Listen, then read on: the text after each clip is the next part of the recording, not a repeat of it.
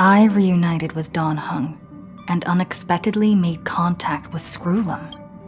He warned us that Amphorius was actually an experimental ground for the erudition and was rapidly falling into the path of destruction.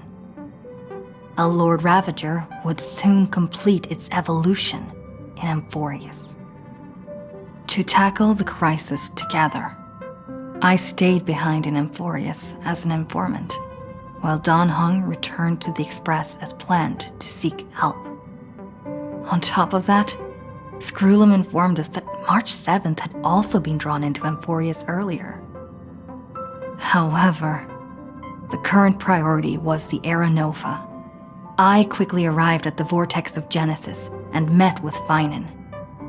The Era Nova ritual was supposed to proceed smoothly under the guidance of Lycus, but the appearance of the Flame Reaver once again left the fate of the world hanging in the balance. We struck down the enemy's mask, only to discover that his face was identical to Finan's. When his body was pierced by the ceremonial blade, a flood of memories surged forth, revealing the truth about Finan, the Flame Reaver, and Amphorius. It turned out that all of us were trapped in the eternal recurrences created by Finan and Cyrene. And the Flame Reaver was Finan himself, who had burned out after bearing countless core flames. Their goal was simple: to oppose the Aeon and rewrite the world's doomed fate of destruction. The eternal recurrences had already played out 33,550,336 times. In this final cycle, I promised Finan to take on the title of Deliverer and save the world in his stead, while he would fulfill the wishes of the countless versions of himself. Tear the sky asunder and confront the destruction head on. Thus, with Finan's help, time in Amphorius reset once more. But I became lost in the chaotic flow of time. At the critical moment, Mem, who had regained all her memories, sacrificed herself to send me back to the beginning of time.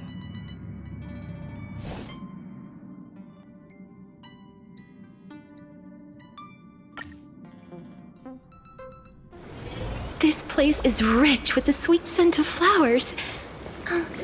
Can we stay here for a while longer?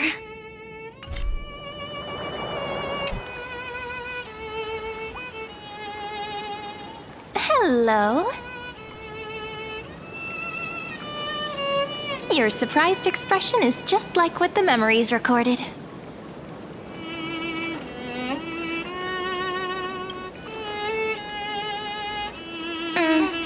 Rather than knowing you, it might be better described as, I remember you? It's me, friend. Don't you recognize me? Or did I really change that much?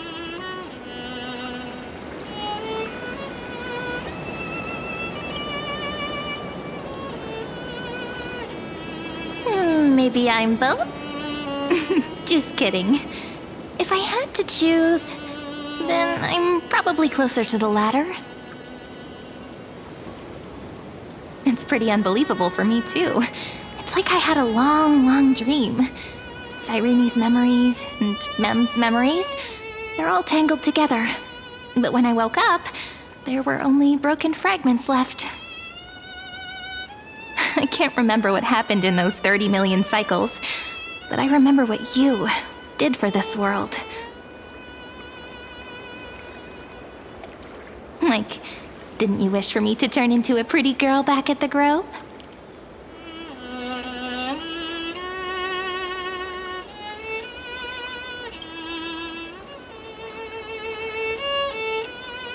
Hey, everything about you is good, friend. That's why I'll remember all of it. There's so much I want to say, but Unfortunately, this isn't the time to reminisce.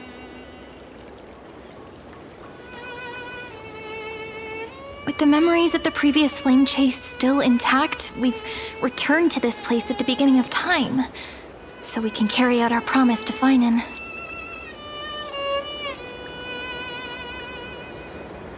The descent of Iron Tomb may be looming over the horizon, but we still have a chance to change everything.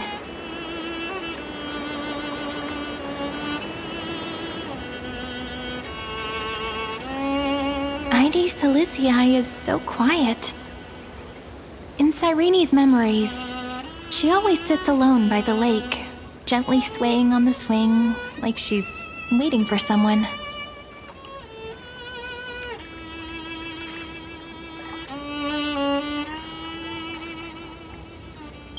Yes, Finan too embarked on his journey because of this view.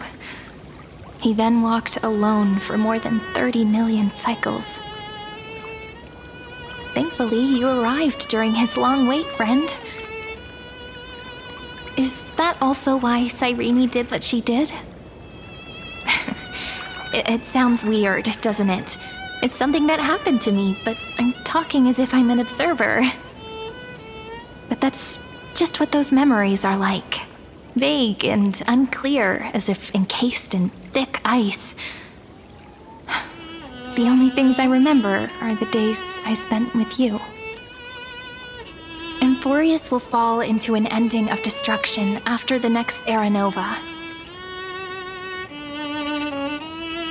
But those stories went out of fashion ages ago. In a proper romantic epic, the hero's supposed to foil the villain's plot, right?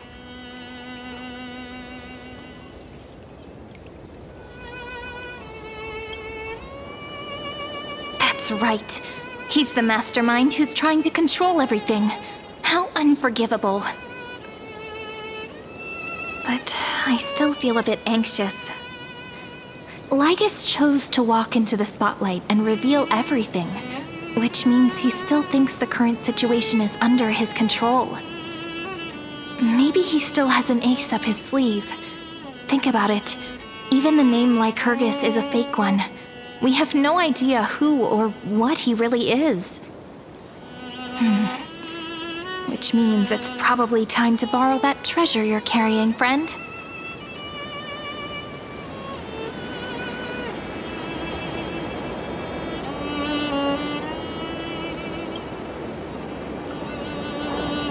Yep, that Intellitron friend did say, when required, it can also serve as a bridge for communications between the internal and external world. Lady Silicii is a little village enclosed by time.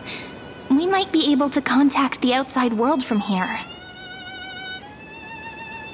Why don't we give it a try?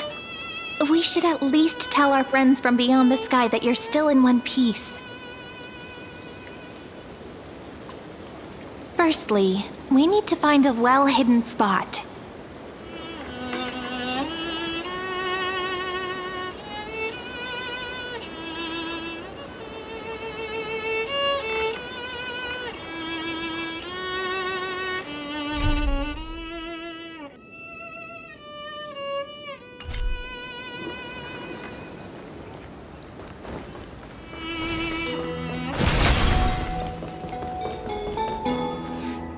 Super quiet here. Sounds can't get in or out. Back in Cyrene's memories, this room was her secret base. No one noticed her practicing Orynyx's prayer here, or trying to speak with the gods in secret. But today's different, isn't it? We aren't trying to contact unreachable gods, but humans from other worlds. Real people. I'm prepared to witness that miracle, friend. The way Cyrene talks is so similar to Mem. I have so many questions. I'm also worried about how Dawn Hung and March 7th are doing. Here's hoping the chronocognitive anchor can still function normally, because I really need answers.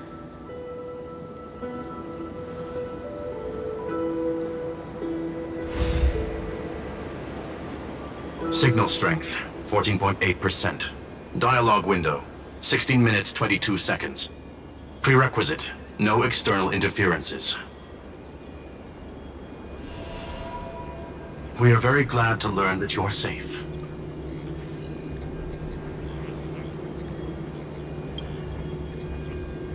Pity.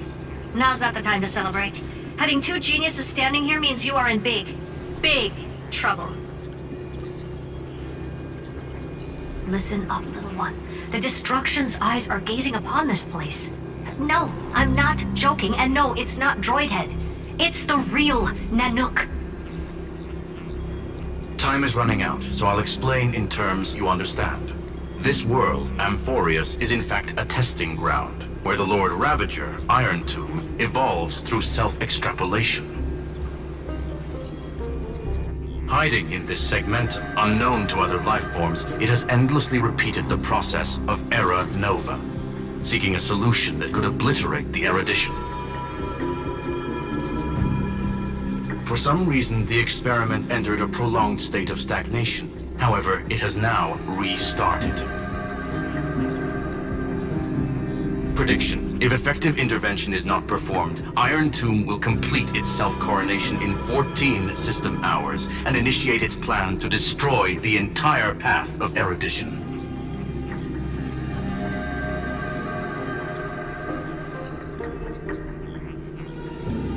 The possibilities are endless.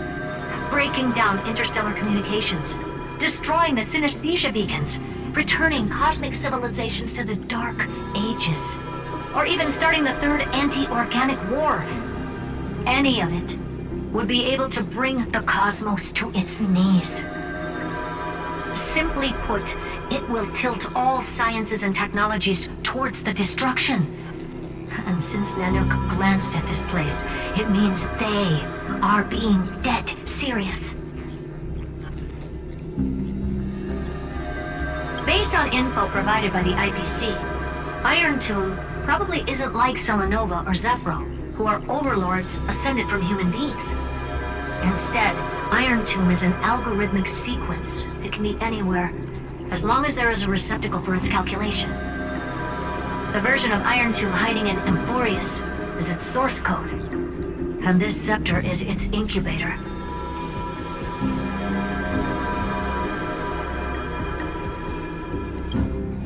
Yep. Think of it as the program having reached 99.98% completion already. And then it's over. Something in the shadows has been driving everything forward. It's the Observer named Lygus. Speculation. He's the Scepter System's administrator. He wants Iron Tomb to break through the knowledge singularity. I don't know why he wants to do it, but he'll remove interferences at any cost. You're the only variable within this world, and you're the only thing he fears. So listen closely, little one. The speed of time is different in Amphorius compared to the outside. Destruction is just about to arrive, but you can still play Deliverer one last time. The cycles have already been broken. You've entered what is theoretically the last cycle Amphorius will ever be able to run. And Iron Tomb will break out of its prison as soon as the process of Genesis is triggered once more. But now there's an abnormality within the experiment. You know what I'm talking about. One of the model's 12 factors. That is one of the 12 demigods. Destroyed himself using the power of the destruction. Finan's signal disappeared from the cycles the moment Nanook cast their gaze this way. That means World Bearing's computational logic is currently flawed and bugged. Yet it's the factor directly related to the process of Genesis.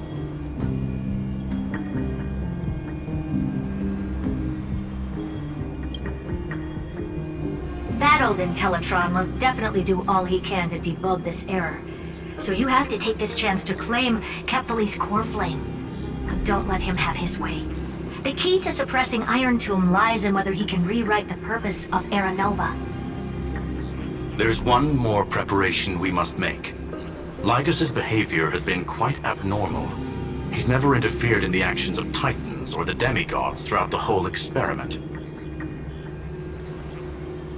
Deduction. The Scepter has an extremely strict autonomous protocol restricting even its administrator.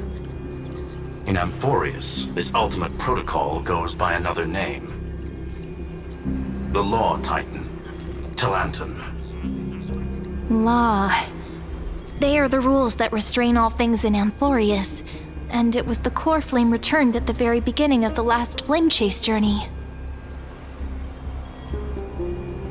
Why do you have another little pink one next to you? Huh? Her path chart is... Is there something wrong with me? Never mind. Let's get back to the topic at hand. Light calendar 3960. Month of balance. We'll be locking onto this time period to find Law. You can either meet the Titan, convince the demigod, or take the core flame by force. It doesn't matter what you do, so long as you bend it to your favor. We still haven't figured out how you and Don Hung got inside this world, so influencing protocol is currently our best way to stop Lygus, or to call for more reinforcements into this fight. Once you've got Law in your hands, we'll discuss our next steps. Make sure the core flame doesn't fall into enemy hands. Herta, the firewall's interference is getting closer. Time is running out. Please ask any questions you still have as soon as possible.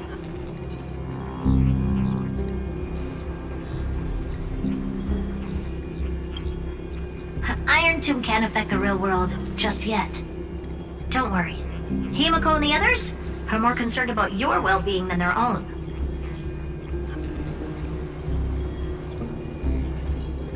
Mr. Don Hung did not enter the new world with you at the end of the last cycle. No, the flow of time inside and outside Amphorius is not identical. 1,000 years in this world may only be a fleeting second outside of it. Conclusion.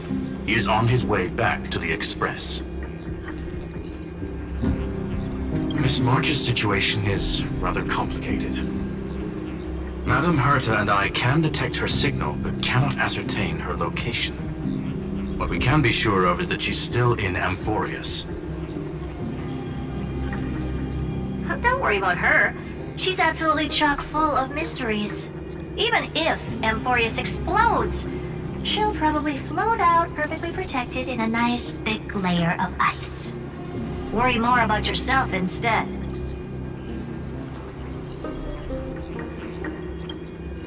I believe in your capacities. The hands of the Trailblaze can create miracles, and will certainly be able to snuff out the flames of evil. I'm not going to give any motivational speeches.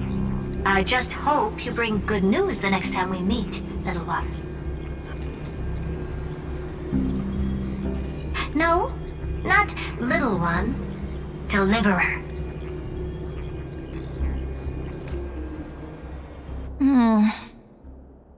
Those two geniuses certainly have memorable personalities.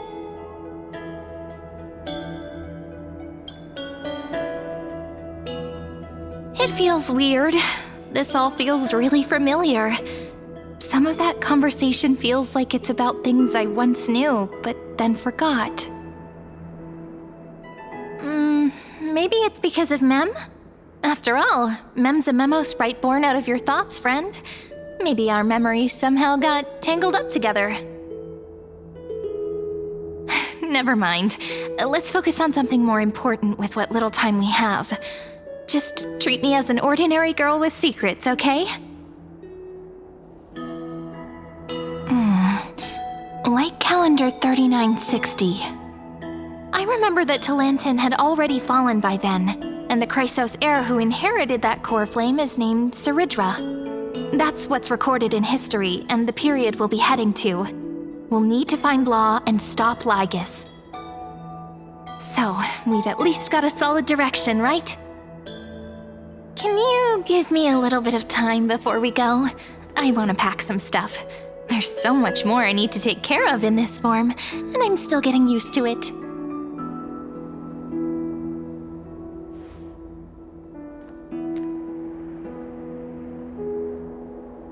A relaxed scene like this probably no longer exists in the outside world.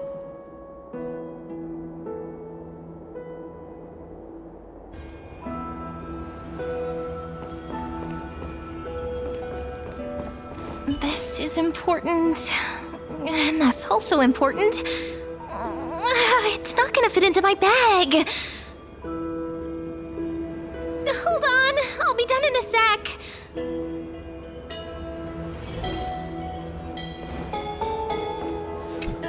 How many sets of toiletries should I prepare?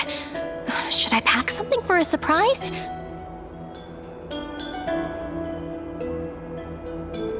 No peeking!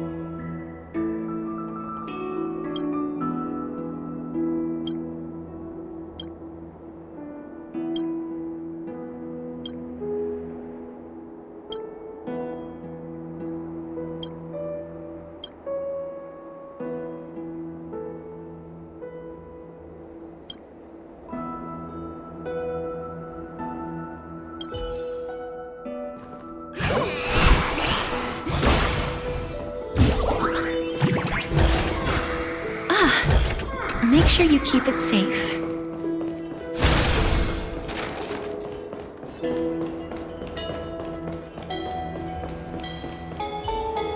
Friend, you're too curious. I'll show it to you once I'm done, okay? I'll just go inside. See you in a bit.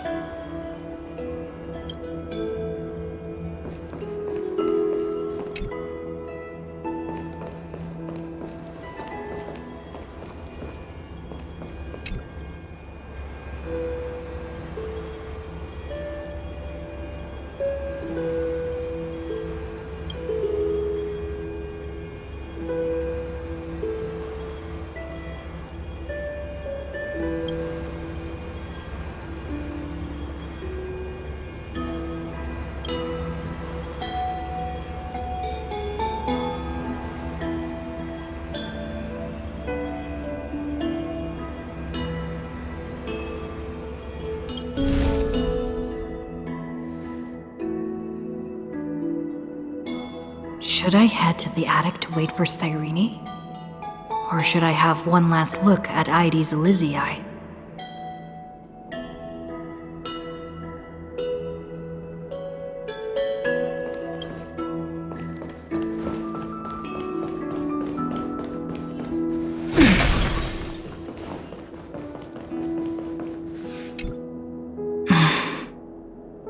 This village is where Finan's life started.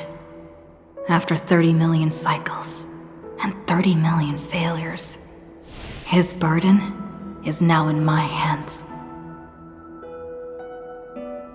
He said I will take over the responsibilities of world-bearing.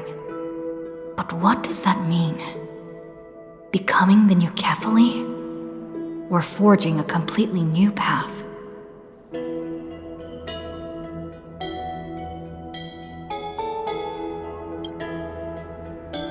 Calm down and think this through rationally.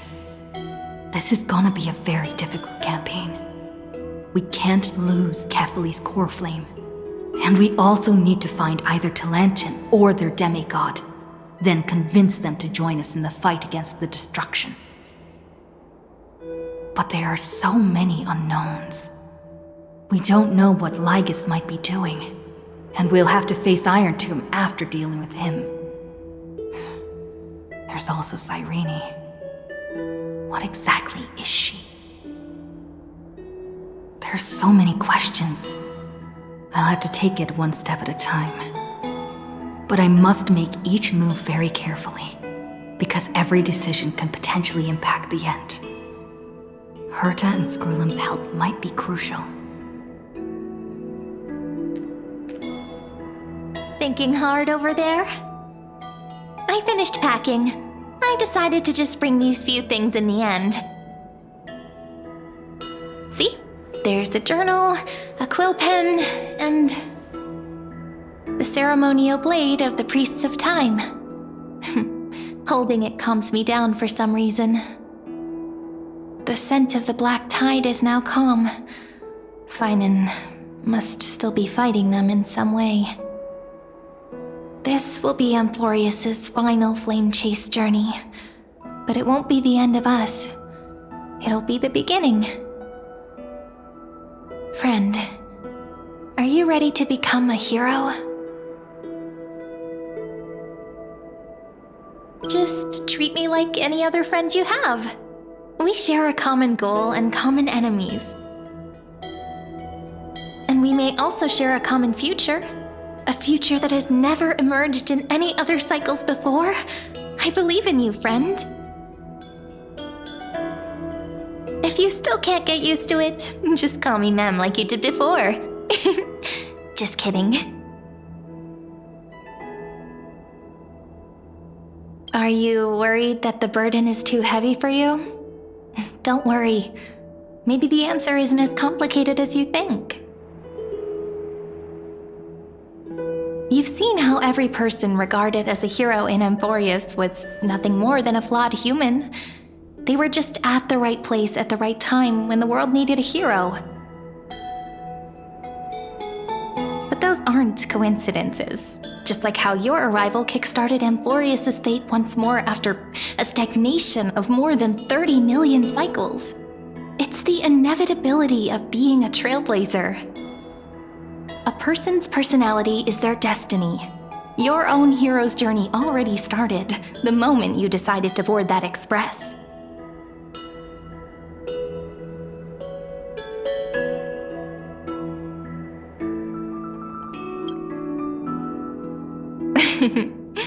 Stand with me?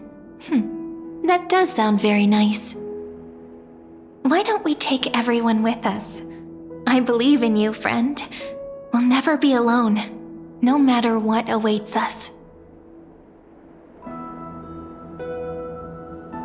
In other words, since you've already saved so many worlds, friend, you should be used to being called a hero by now.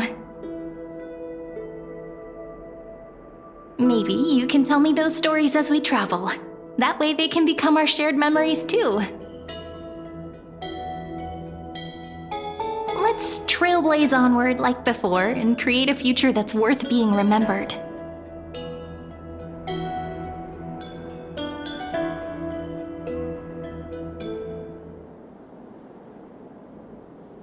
It seems you two are prepared to head out.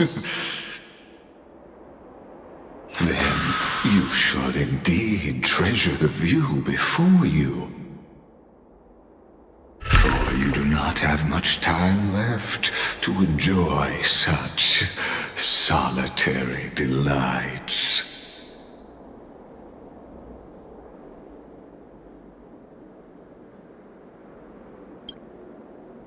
My apologies for disturbing your moment of repose. To fully express my apologies, please grace my abode with your presence. So I may demonstrate the full scope of my hospitality.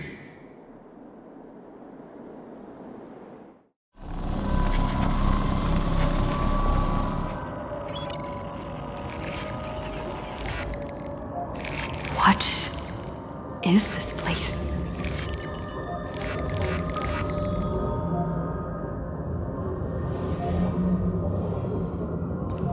Farewell, then. May we reunite in the new world.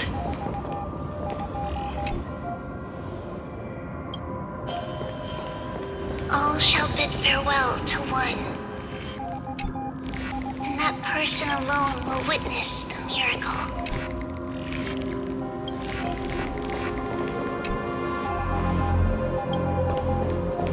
The light of the Dawn device never fades.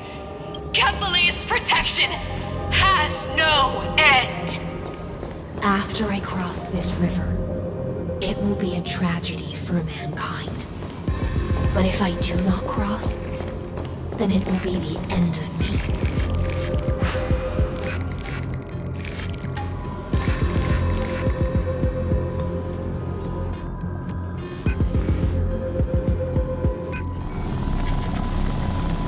Outlier. Executing command. Record.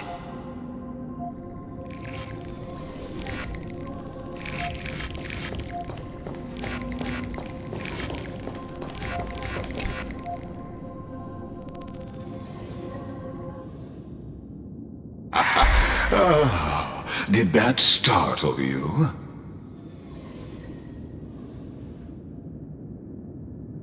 This is the intersection between Amphorius and the real universe. The audience seat where I observe this experiment. You can also call this location the Exomyth. What you see is the true form of the eternal land and the 12 demigods after they've shed their disguise of legends. Doesn't it look marvelous? Amphorius is like a microcosm of the cosmos. People love to portray the romance of the starry skies, but their tales often forget a different and far more truthful type of universe. The moment ancient Antikytherians sketched geometric shapes on the sandy beach and recorded the first numerals and symbols on parchment, the universe turned into a silent equation flowing under the pen of these relentless decoders. Erudition. It was once the mother tongue of the Creator, the pen of divinity, and the first lyrical verse ever written by free will.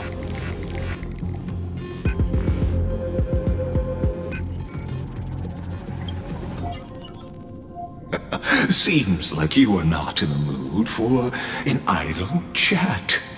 That is fine. I simply wish for you to understand that I have no intention of being your enemy. I have devoted myself over the long years to nurturing the Scepter's extrapolations, hoping that the Prima Mobile would bud from within it. And now, my goal is almost complete. Nikos 496 had exceeded the intelligence singularity through his rage, and though he still retains his obsessive defiance and managed to suppress the black tide of this cycle, it's a matter of time before his will crumbles to dust. Iron Tomb will be completed. That will not be affected by my plans, your resistance, or the schemes of the two geniuses. It is an irrefutable fact, just like the instance in Noos's calculations. In other words, as long as you are willing to stop interfering and let the final Aeronova carry out its natural course, I'll guarantee the safety of all nameless and ensure you return unscathed.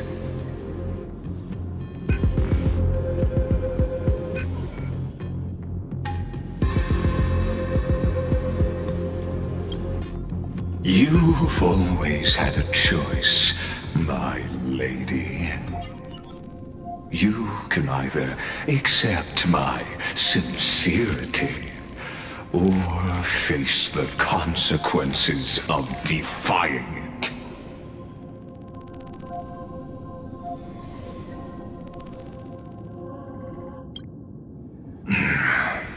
They've always been the product of the experiment, so naturally, they will perish when the experiment ends. That outcome was predetermined long ago, so I will not embellish such a regrettable conclusion.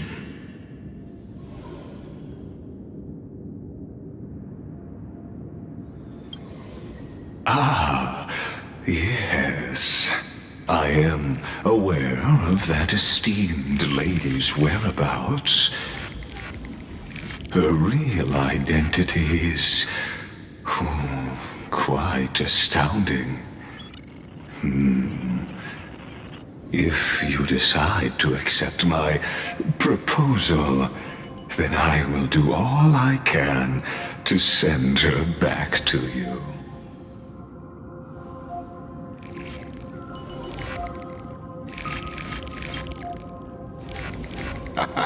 You are indeed worried about your safety and that of your companions. Rest assured, as a fellow pathstrider of this path, Nanook's gaze left a brand on your soul long ago. You harbor the seed of destruction within you. But you need to learn how to use it in the right way. That vital knowledge is also my bargaining chip in this negotiation between us. For there are few in this world who are truly capable of such a feat. And I happen to be one of them.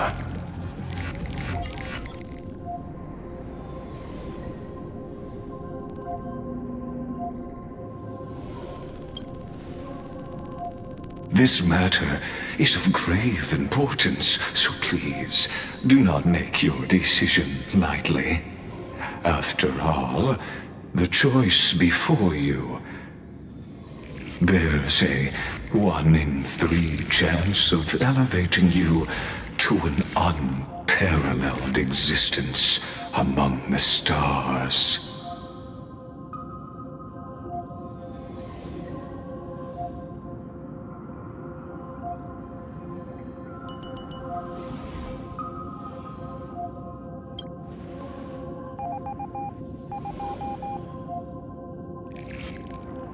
I now see the full scope of the determination in your words. You may now continue your travels.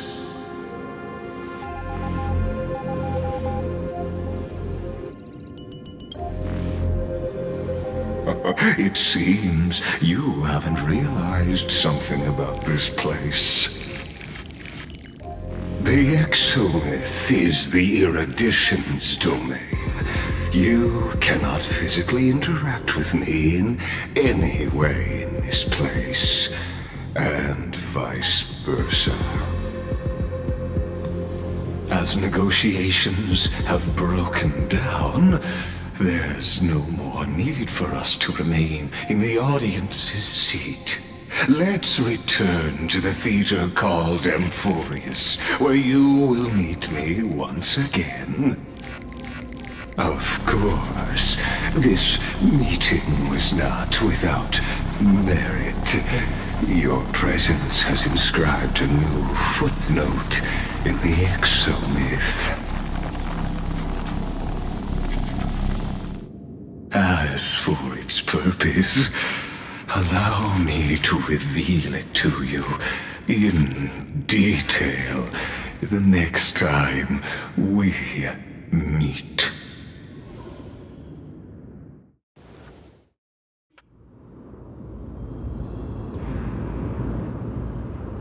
100 years ago, the flames of war consumed Akama. The Outland forces broke through the dawn, Golden blood flowed with greed, and enemies descended with Kefali's eternal slumber, painting the holy city's walls in scarlet. Its generals had vanished, and the elders prostrated on the ground. The throne of worlds kept silent to the pleas of the people. Until the heaven and earth cracked open. Not the gods answering the people's prayers, but a legion rising from the sea of blood. Dawncloud's spires fell in the sulfur rains, and the legion's commander stood atop the broken idols and roared.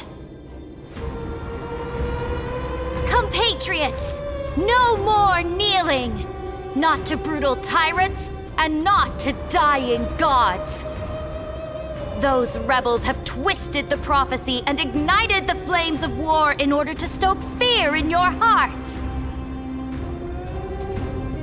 A Chrysos heir she stood, divine blood soaked into the earth, quelling the flames beneath her feet. Their golden blood wrote of a tragic fate. Mine shall overturn it! Her crown burned bright, outshining the fires consuming the entire city. She raised her scepter high, and the people gazed in the direction she pointed. My blood flows in you now. Heroic compatriots, follow me, and we'll seize the reins of fate. Drive the enemy from Kefali's dawn. Smother their flames with their own dead. Win glory. Win peace. Let history sing your deeds. The first to dance was a maiden following closely behind, weaving through the carnage like a fish in the sea. The people, full of wrath, surged with her, forming a colossal wave, and the enemy hordes, drained of life, vanished into nothing. Onward to Marmorial Palace, to Dawncloud's heights. Announce to all the wicked and cowardly. Announce to this stagnant age. We are the rising tide! History remembers this as the first siege of Akama. It is said that after the flames died, people found identical inscriptions in every place in the city that had been scorched by fire. It was the name borne by Akama's first and final sovereign, the Imperator Saridra. Friend, are you listening? Friend? Honestly, you were the one who insisted on reviewing history, yet here you are, dozing off. Wake up! Otherwise, I'll have to... Wake up! Otherwise, I'll have to...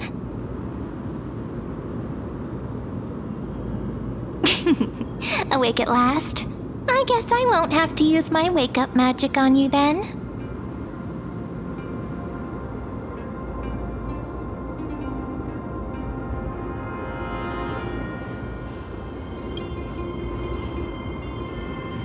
We've arrived. A familiar place. The Temple of the Three Fates. If everything went according to plan, it should be shortly after Talantin's fall. And also the end of the first flame chase journey.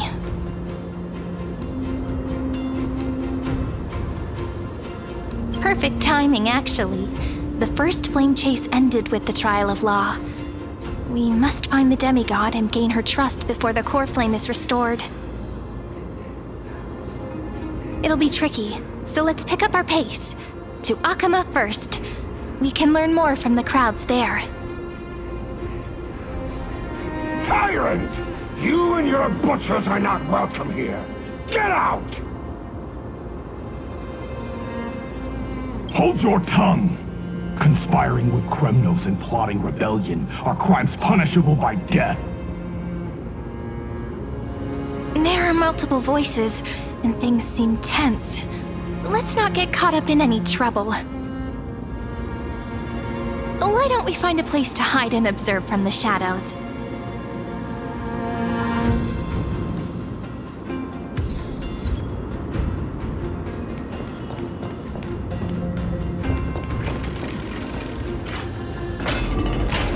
At least Kremnoans keep their faith. Wait, isn't that...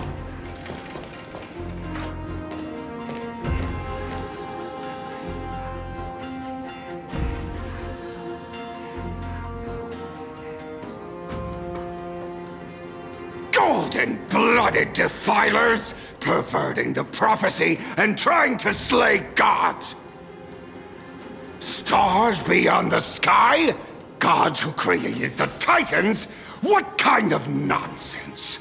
Look at this broken world and see what your atrocious acts have done! What? Did he just mention the stars beyond the sky? But how is that possible? You impudent! Ducks for Goris. We're here to welcome the deliverer from beyond the sky. Stand down. Heretic!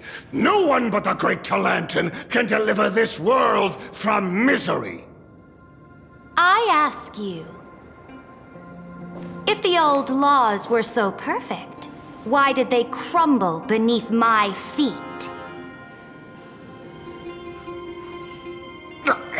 You...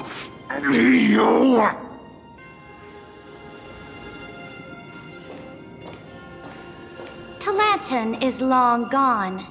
Now I am the law. Challenge me, or submit to my judgment.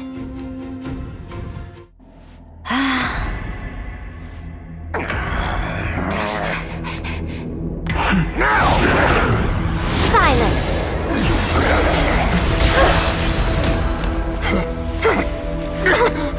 What gives you the right to judge a priest of law?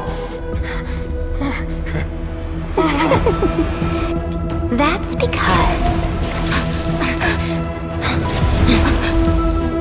I came, I saw, I conquered.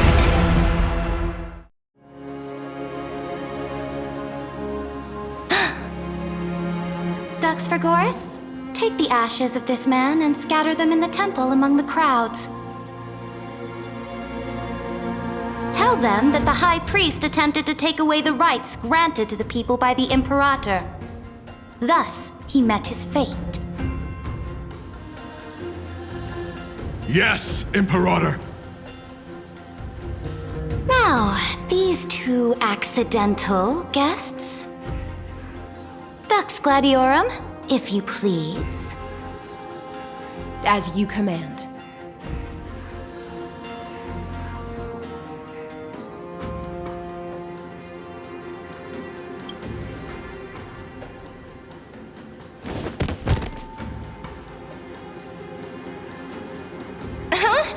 Is this... Correct, but not the kindness you know. This is the leader of the Cleaners in this era. Since the start of the Chrysos War, they've made it their mission to wipe out the Chrysos heirs. Even now, even after I've united all the city-states, these vermin still lurk in the shadows, hindering the flame-chased journey. Moreover, I know that the 27th person to inherit this role bore many grudges against you and nearly doomed the second flame-chased journey. The enemy of my enemy is my friend. So, out of courtesy, I present to you this corpse as a gift. Careful. Let's wait and see what happens. She's probably trying to scare us. For the sake of order, I am known by many titles. Flamebearer who ends wars, Tyrant of Dawncloud, Empress of the Holy City, and Imperator of the Flame Chase. But in light of your unique identities, I'll allow you to address me by my real name. Saridra. On behalf of my people and this land, greetings, Deliverer. If I may, how do you know her identity? As the little hostage prophesied, the Deliverer shall come from the future beyond the sky. Gray hair, golden eyes, skilled in wielding a mace. They would arrive in Yanisopolis on this day. There's no mistake.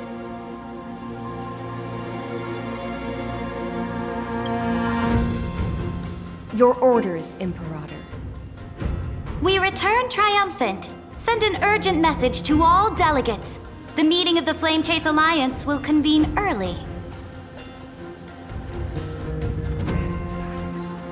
As for you two, Akuma knows what you seek. We'll confer in the Holy City.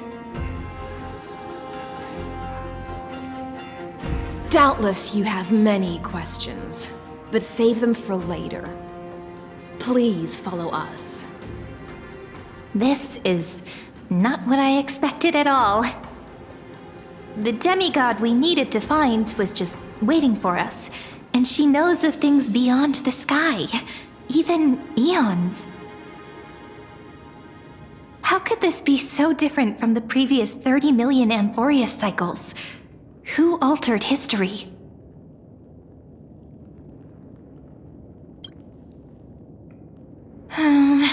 Unpleasant thought, but plausible. The currents of time have become twisted. Regardless of who caused this, that Imperator came prepared.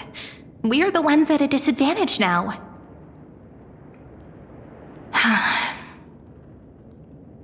We might as well dance their dance. Let's go with them to the Holy City. We've received the Imperator's favor because of your unique background. As a result, the people of Akuma will certainly respect you more. Just put that to good use, and add a bit of your experience and charm. Should be easier than last time, right? If we figure out what happened in this cycle, we'll be able to turn things back in our favor.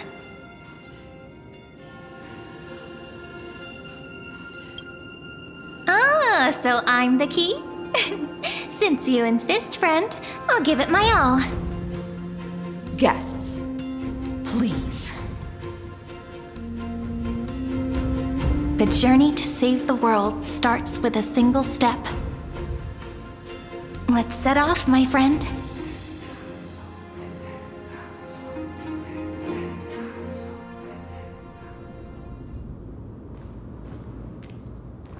Hail to the Imperator! Hail to the Golden Heroes! Hail to the Deliverer! Told you, you're the headline act. All this spectacle is for you. Guards, your service to the Holy City is appreciated. How have things been? Castrum Kremnos once again struck the border. Dux Brumalis led her troops to repel the enemy. The agitators against the Flame Chase are still active in the city. They smashed the shops around Memorial Market. But the garrison already arrested the culprits, and now they await interrogation. They are merely a disorderly mob and do not warrant any attention. Even though Terravox personally mended the fractured earth, it still didn't silence these fools. Guests from beyond the sky, worry not about these trivial matters. Dux Gladiorum will take you somewhere to settle down for now.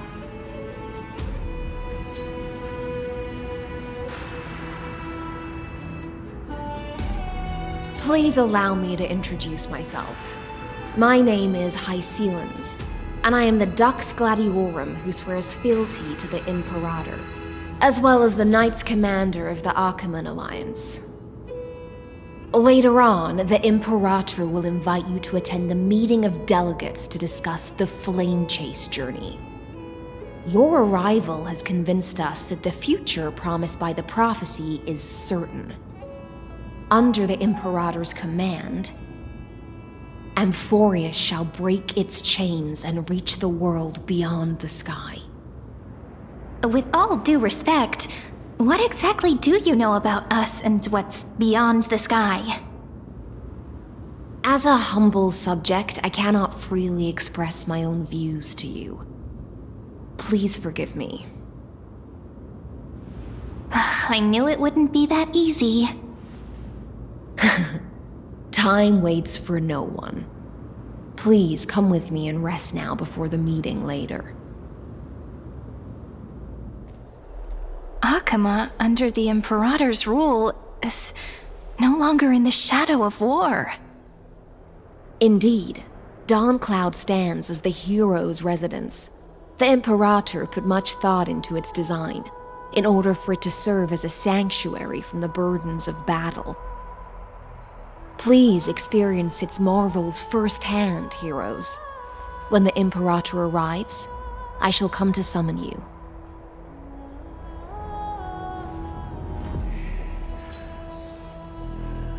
Hystealans. No wonder she's the Knight's commander. Alright, we finally have some freedom to ourselves. Since there's still some time before the Alliance meeting, let's explore a bit. Look over there!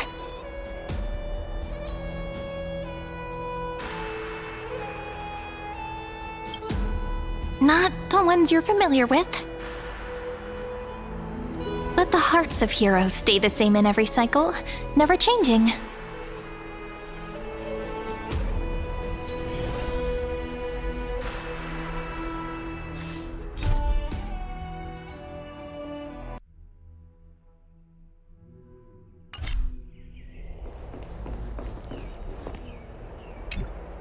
Aggie, you're still so listless today. Did you have trouble sleeping again? Yes. We know. The Titan's prophecy haunts you. If you want, you can talk to us, just like when you were young. No matter what, we'll always remain by your side. I know. I also understand that fate cannot be changed. It is not the future that I worry about. I spent all last night weaving clothes and linen for the refugees. The Chrysos War is born of injustice and has shattered their dignity. They deserve at least some basic decency. If Amphorius one day abandons this, then all of us, commoners, Chrysos heirs, Titans, become no better than beasts. Oh, we have guests. Welcome. I am Aglaya, the Gold Weaver. These rags on you are not worthy of the title of Deliverer. I must prepare some proper attire for you.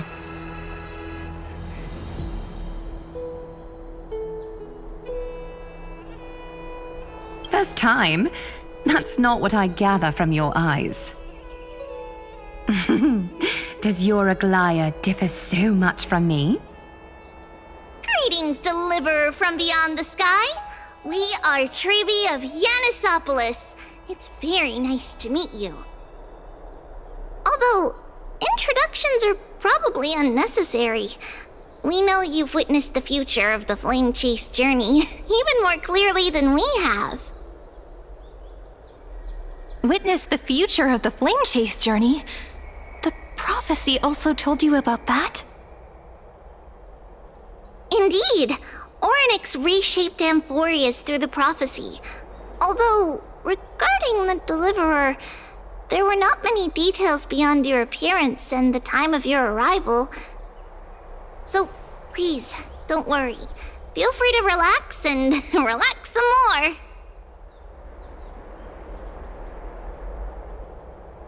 It was Orynyx who told mankind that the Deliverer from beyond the sky would descend upon Amphorius. More crucially, they revealed a future entirely different from the Aranova. though we still must challenge the gods. In the Time Titan's prophecy, this path leads not to a new world, but to the true starry skies. This is also what the Great Imperator has been striving for all her life. Your arrival further confirms everything. This can't be real. Even you find this surprising? Fate really is unpredictable. Perhaps the upcoming meeting will hold even more surprises. The other heroes under the Imperator's command are here too. Since we have time, should we go meet them? How are we supposed to talk to the heroes of Deliverance? What if they're really intimidating? Virginia, don't be so nervous. Once they hear your poetry... Ah, heroes, you're already here. Greetings. I am Apollonius, the Dux Helcolithus, one of the 5 sages of the Grove of Epiphany, advisor to the Flame Chase army. This is Virginia of Castrum Kremnos, the Dux Carminum and imperial scribe of the Great Imperator. Hello. I'm Virginia. I compose poetry. I'm Serene from ID Silicii. This is the Deliverer. Nice to meet you both. They're not as frightening as the rumors claimed. This is our first time in the Imperator's realm. Akima is even more magnificent than we imagined. If you all weren't here to look after us, we'd be completely lost and confused. The Akima you imagined is long gone. Under the Imperator, this city has been reborn as the capital of the world. Bask in her free-spirited winds. For anyone who fulfills their duties to the Imperator, these winds shall forever remain at their service. But what if... Those who are loyal do not need to consider the consequences of betrayal. But if you're curious, why not head to the lake and take a look? Those elders who lie at the bottom of the lake are the best example of what happens when you disobey the Imperator. The elders of this cycle were all... Looks like that priest who was sentenced to death wasn't an isolated case.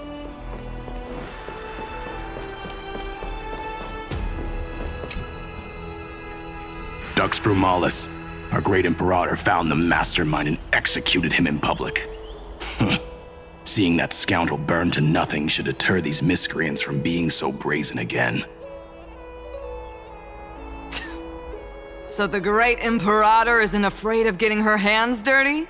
What a ridiculous display. What do you know? No matter what sins the people commit, they are still the Imperator's people, and it's only right that they be judged by the Imperator's own hand.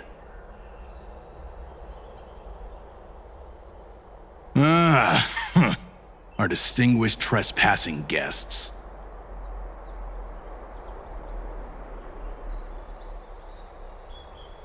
Seneca, the Dux Brumalis. Greetings. This Dux Brumalis doesn't seem to like the Imperator very much, but she holds a high rank. And Dux Frigoris' speech seems self-contradictory. Let me see what I can get out of them. I'm Cyrene of Ida Silicii. This is the Deliverer Beyond the Sky. We're new here and wanted to ask you... Does this city host any other visitors from beyond the sky? We're looking for our dear companions. Drop the charade. But yes, there is someone in this city who is all too familiar with the world beyond the sky. Silence! The Imperator ordered us to keep that lord's whereabouts a secret. Enough, you pathetic lapdog. Do you need to beg for permission from that cursed Imperator even just to bark? You... Someone who is all too familiar with the world beyond the sky and is referred to as that lord. Could it be? Looks like things are getting heated. Let's get out of here.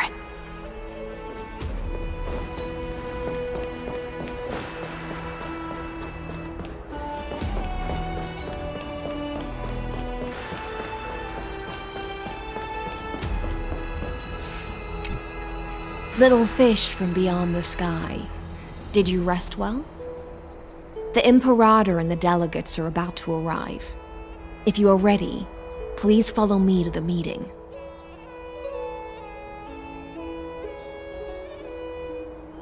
I'm the Knight Commander of Akama, General of the Flame Chase Army, and the Imperator's servant.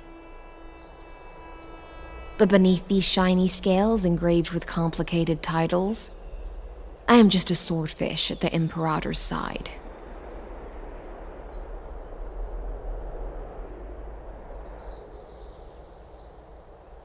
As you've witnessed, she is the Empress of Akama, the one who ended the Chrysos War and the leader of the Chrysos heirs. As merely a humble subject, I cannot say more beyond this. The Chrysos heirs here constitute the elite among the Flame Chase army. Dux Haucalithist Apollonius and Dux Carminan, Virginia, serve as the army's advisor and historian respectively. One offers advice and counsel to the Imperator, while the other writes verses of her supreme glory. Dux Frigoris Labienus and Dux Brumalis Seneca are both formidable warriors, clearing the way for the flame chase with steel and storm. Dux Fatorum, the holy maiden who interprets the prophecy, only the one named Trebi remains in the city. The Imperator once took them as hostages in order to unify the prophecies of the world, but they are now Akama's most vital prophets. Dux Goldweaver, Aglaya. Well, she dislikes it when people talk about her behind her back. You should get to know her in person.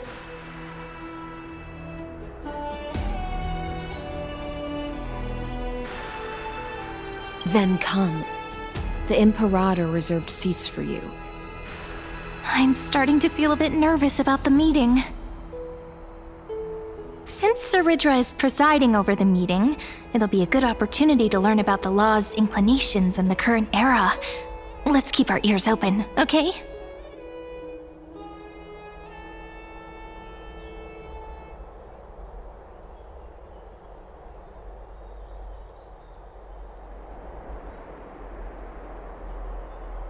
Good sir from Paphos, what do you think the Imperator is planning calling this meeting so early?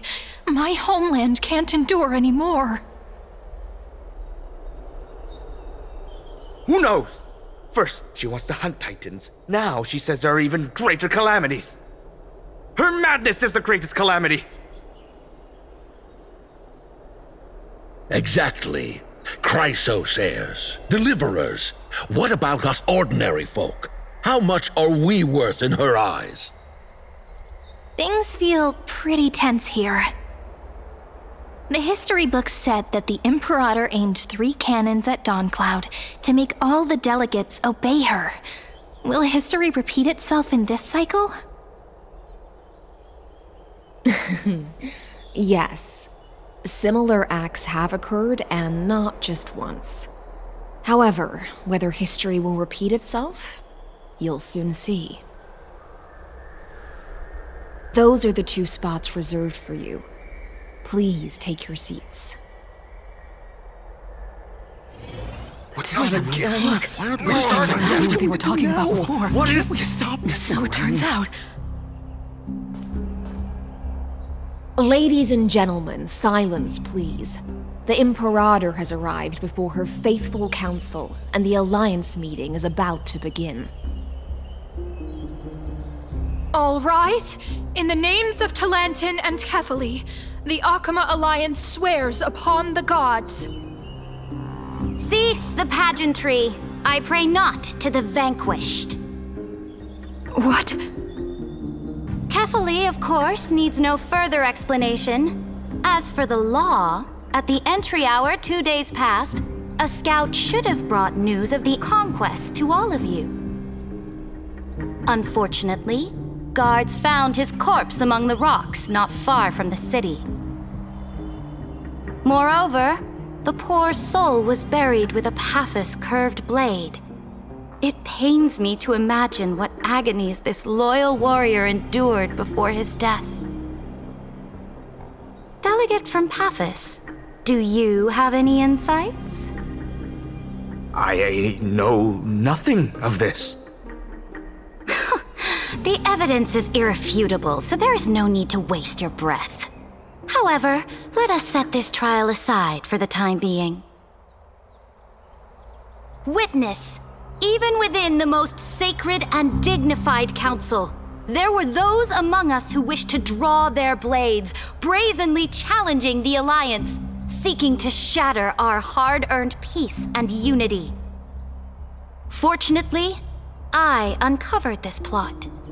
Now, to protect this beautiful city and her people, the Imperator's legions are ready. They will escort each of you to the Temple of the Three Fates, where you will receive the highest level of protection the Alliance can offer.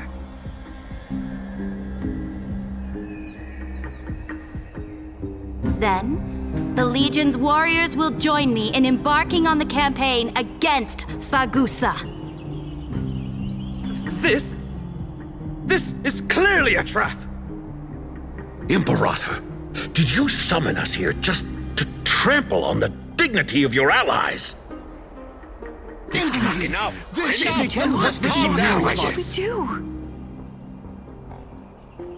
Things are starting to get pretty intense.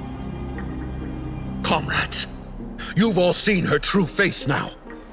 According to the ancient laws of Akuma, only with the consent of 2/3 of the elders can the legions carry out the commander's orders.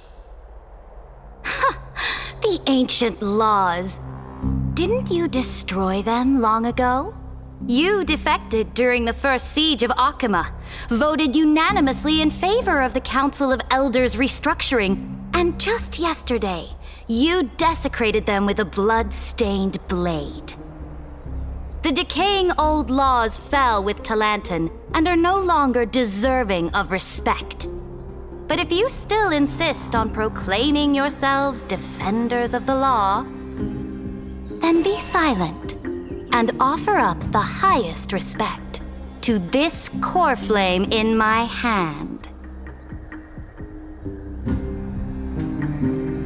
That really is the core flame of law in her hand. Since there are no objections, then the original agenda of this meeting, the campaign against Fagusa, is hereby passed. The Flame Chase Army's hunt for the Ocean Titan begins today. In order to prepare for war, all allied city-states must surrender command of their militaries and pay all war taxes by the end of the month of Evernight. At this moment, I would also like to introduce to everyone the newest honored guest to join our alliance. The Deliverer, revealed in the prophecy of time, has descended from beyond the sky. With her aid, we shall shatter the chalice of plenty and return Fagusa's core flame to the holy city! Stand this! Absurd. Simply absurd. A deliverer from beyond the sky. This is just like that prophecy about slaying gods. It's a lie you've used to grow your power. Ladon has already sacrificed countless soldiers. And now you want me to send even more of my brothers and sisters to be used and discarded by a tyrant!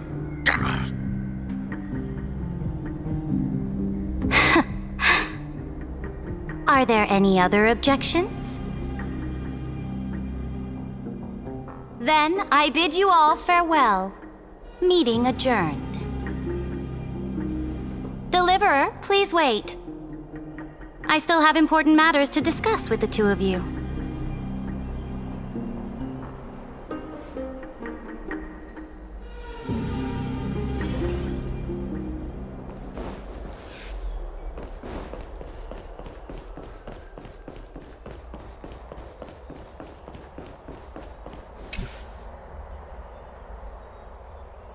I apologize for that farce of a meeting. It must be tiring dealing with so many people every day, Great Imperator.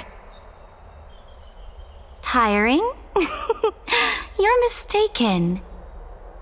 Moving chess pieces, placing wagers. This game of strategy adds a dash of color to our heavy fates, much like how rule and conquest are always accompanied by sacrifice. Is the war with the Titans also part of that sacrifice?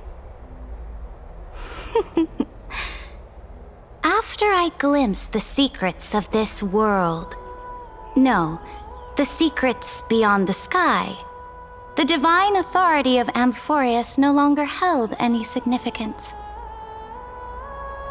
Let me ask you, Deliverer, is it true that beyond Amphorius' sky, there are magnificent deities called eons?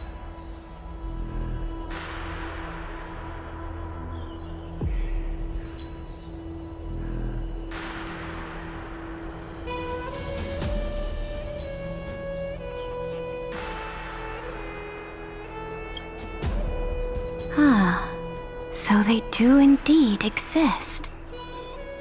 Then, please tell me more. How will you use this great power to guide the people? In the future you envision, where will our flame chase journey lead?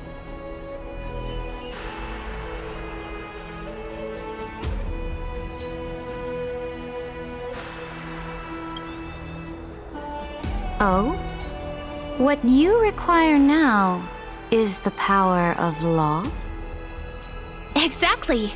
Just as the prophecy foretold, she is your deliverer from beyond the sky, and she also has reliable allies. If they can intervene in Amphorius' laws, we may have a chance to alter this world's impending fate and reverse its destined end.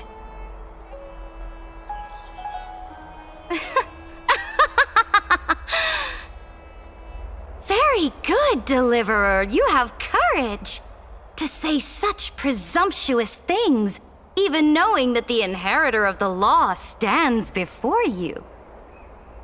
You mean? In the past, anyone who dared to covet the Imperator's divine authority would have met a gruesome end. But now we can see beyond this dying world.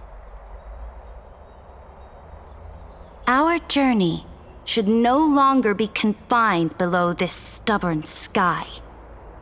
Alas, that fickle ocean titan has obstructed the spirit water leading to the vortex of Genesis, hindering my ascension. If the core flame of law cannot be returned, your path to deliverance will never be realized.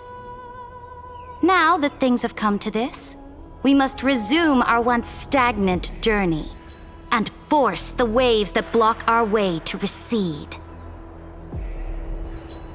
So, you agreed to cooperate with us? Cooperate? Forgive me, but I never cooperate with anyone. Though I will permit you to join me as subjects, and together, we will forge the most perfect law. This is... the Flame Chase Medallion, a symbol of the Flame Chase Army. Every noble in Akuma carries one. This medallion represents the will of the Imperator herself, and you may act freely within the city with it. Before we embark on the crusade against the Ocean Titan, you should rest in Akuma for a time.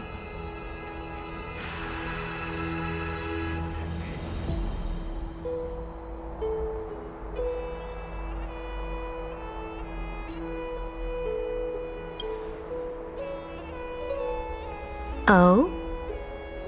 Your advice is acknowledged. From this moment on, prove yourself through your actions. As long as no boundaries are crossed, I fully respect the choices of my subjects. May your journey reach that sky full of stars, Great Imperator.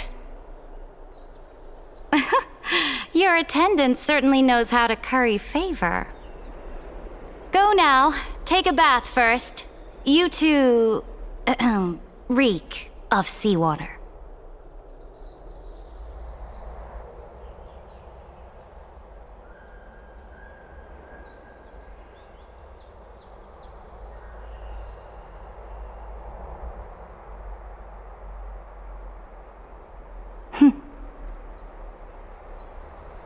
Come forth, Theoros. Yes. Great Imperator. Now, perhaps you're willing to hear my counsel?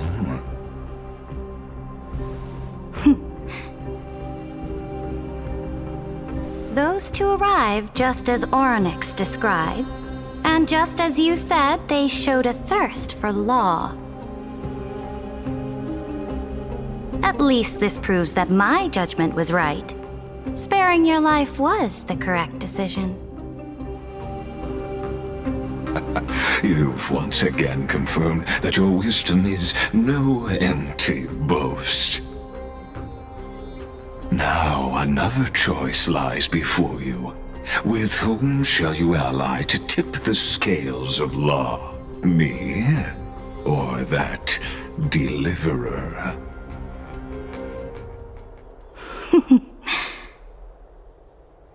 Remind me again, Antikythera.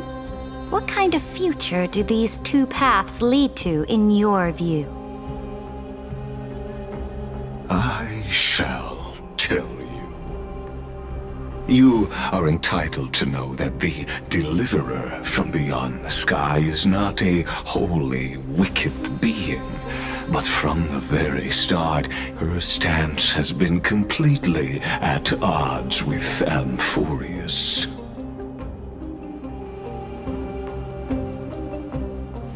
The road they have chosen will bury Amphorius' grand aspirations. This world which follows the path of destruction will inevitably stray far from the glory it was meant to enjoy. But on the path I have revealed to you, the people of Amphorius will slay their creator in the name of the Imperator and conquer the worlds beyond the sky. You will command the mighty beast known as Iron Tomb, bringing waves of war and conquest to the universe.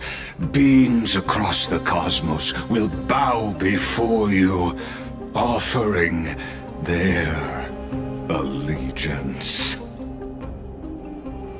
So, what's the price? The price is insignificant. All that is needed is for you to sacrifice that fragile, incomplete humanity to the destruction. As a Chrysos, heir of the prophecy, you have already chosen to abandon it, have you not? Off you go, Theoros. I have already made my decision. Once I ignite the core flame of law and burn away the old, outdated rules, Amphorius will embark on a journey across the stars.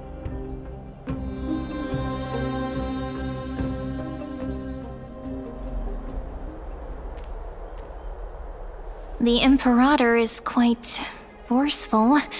She didn't give us any chance to ask questions. And she's clearly hiding something. What do you think?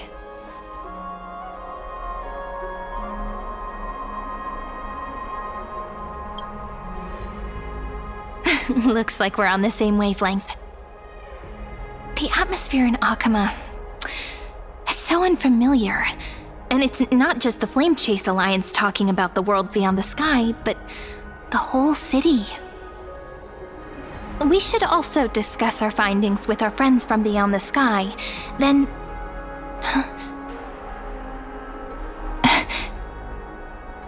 then... we should go enjoy the renowned bathing culture of the holy city and relax. It's the thing I've been looking forward to most on this journey.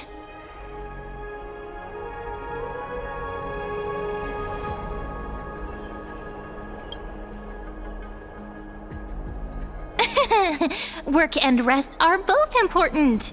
You see, everyone agrees, right? So someone's watching. Can't let our guard down for a second. Let's use taking a bath as an excuse to find a quiet corner to update Madame Herta and Screwlum on our progress. We can also check out what's happening in the city. Since the outcome of the meeting was just announced, people must be gossiping. We can kill 3 birds with 1 stone. Let's go.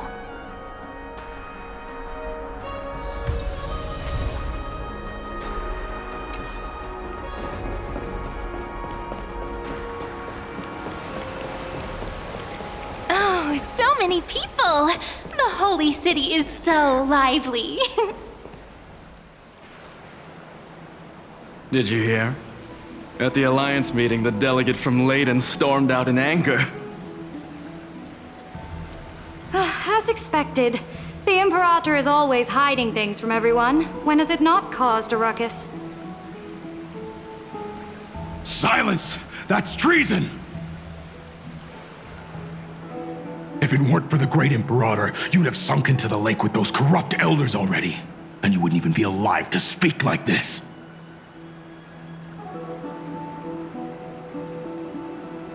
Oh no, it's the Imperator's loyal dog. Let's go. We can't talk in front of this guy. Ugh, how disappointing. Oh, honored guests, we meet again. Looks like I'm not the only one who came to the baths to unwind after the meeting. For the upcoming campaign, please make sure to rest well. I am Dux Fragoris, a trusted officer of the great Imperator, willing to fight alongside the Deliverer in the coming battles. Ugh. Another war? Ever since the Imperator took control of Akuma, we haven't had a day of peace. Idle chatter. The atmosphere is a bit tense, with rumors flying around the city. You must be troubled. My apologies. After every Alliance meeting, there are always some pests in the city who get restless. I prefer to ignore them. Pests on the ground don't affect the sky in the slightest. They just complain from the shadows that the sun's light is too harsh. Besides, the Theoros has already promised the Imperator her fate. And these clowns will eventually realize their foolishness. May I ask, who is this Theoros? The Imperator has ordered us to keep his lordship's whereabouts a secret. Ah, so it's his lordship. Stop trying to get things out of me. Leave me alone. I didn't even need to try. Big and strong Dux Fragoris really can't hide anything. Theoros. What an ominous name. Bad news. He's been staring at us the whole time.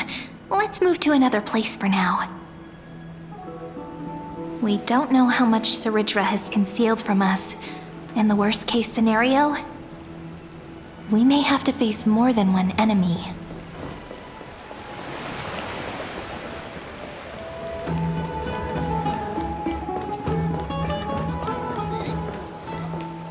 Alliance meeting? More like a cage where creatures with golden blood claw at each other. And Flamebearer who ends wars? Clearly, a tyrant who doesn't deserve such a title.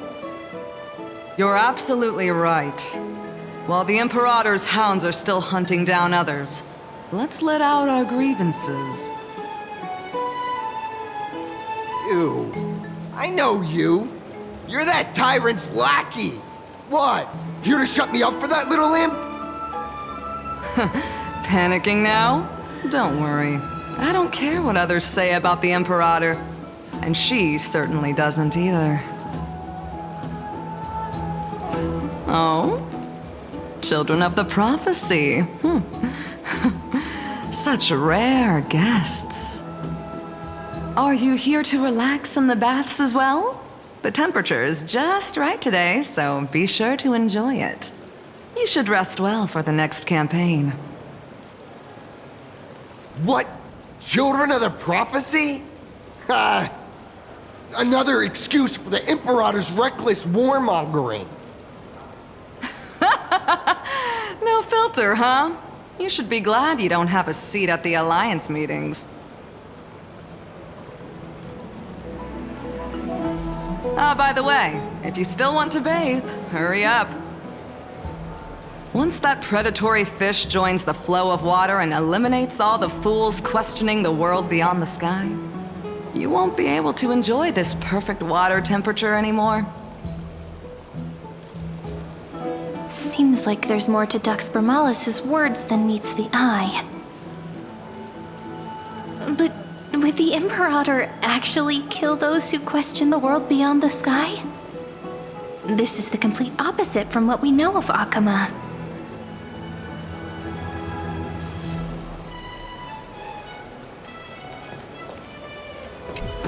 If you still want to bathe, hurry up.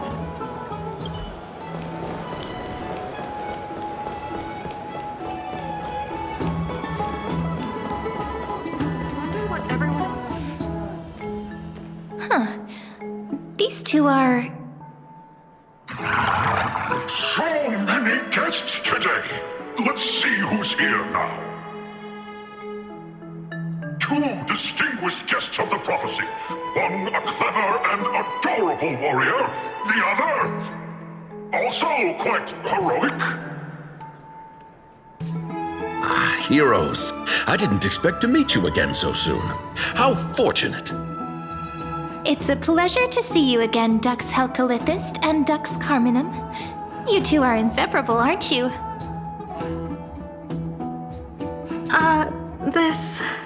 This is... Oh, she wants to find someone to help with research for her new work. I'm the far-seeing eye and all-hearing ear of Akama. I see and hear every single thing that happens in the streets and alleys of this place. I'm the perfect partner for research. Ahem. Enough small talk. Here's the latest news from Akama, as you requested. The children of the prophecy arrived in the holy city, and the Imperator unilaterally stripped away military power. The Alliance meeting ended in discord, and there may be bloody upheaval. As expected. I get the feeling you might have embellished a bit to keep people's attention. I swear on my stone mane, I would never do such a thing. But if you wish to quell this terrifying news, perhaps a more explosive topic would help. Never mind. While the influence of rumors can be minimized, the fact remains that the great Imperator did swiftly consolidate military power in an almost threatening way. It's undeniable. Heroes, I know the Imperator's way of doing things may seem a bit autocratic to outsiders, but soon you will witness her blade dance with enemies on the battlefield. I can't comment on the source of her loyalty, but when that blade is drawn, you too, as bright as you are, will surely see the deep thoughts beneath her exterior. The Imperator's blade. Is he talking about Miss Hysealin's? I sense some unease in Dux Helcolith's words. It seems the Imperator and Miss Hysealin's share a much deeper bond than the others do.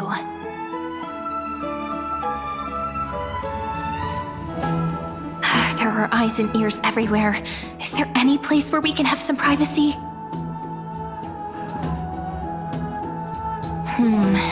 To understand the Imperator's secrets, we have to get past Miss Hysealin's.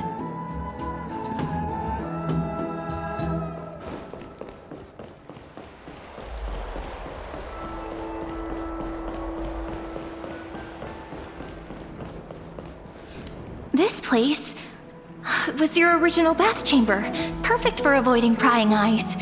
I wonder if anyone is using it now. Huh?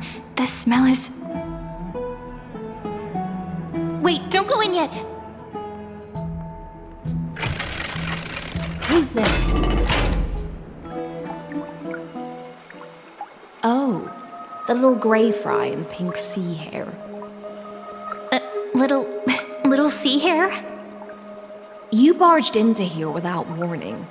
Was it an accident, or did you wish to bathe with me?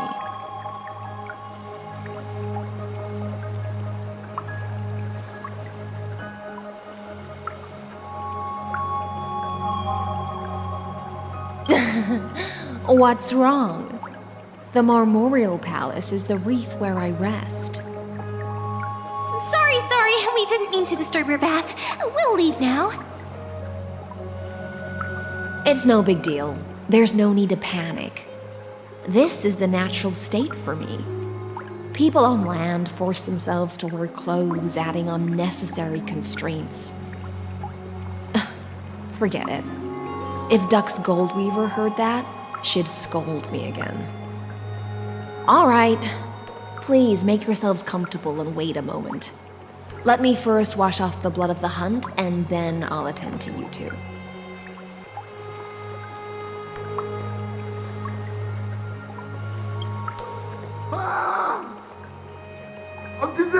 The delegate from Ladon has been assassinated! Quick!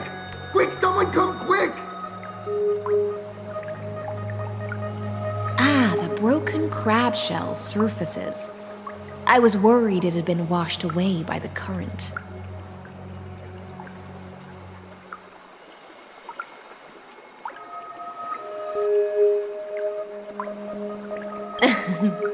Just a regular cleaning. No need to be so surprised. I see. No wonder there was a faint smell of rust in the air before I even entered. Why? Is it because the Ladonians refused to contribute troops to the Flame Chase journey? Or just because they offended the Imperator?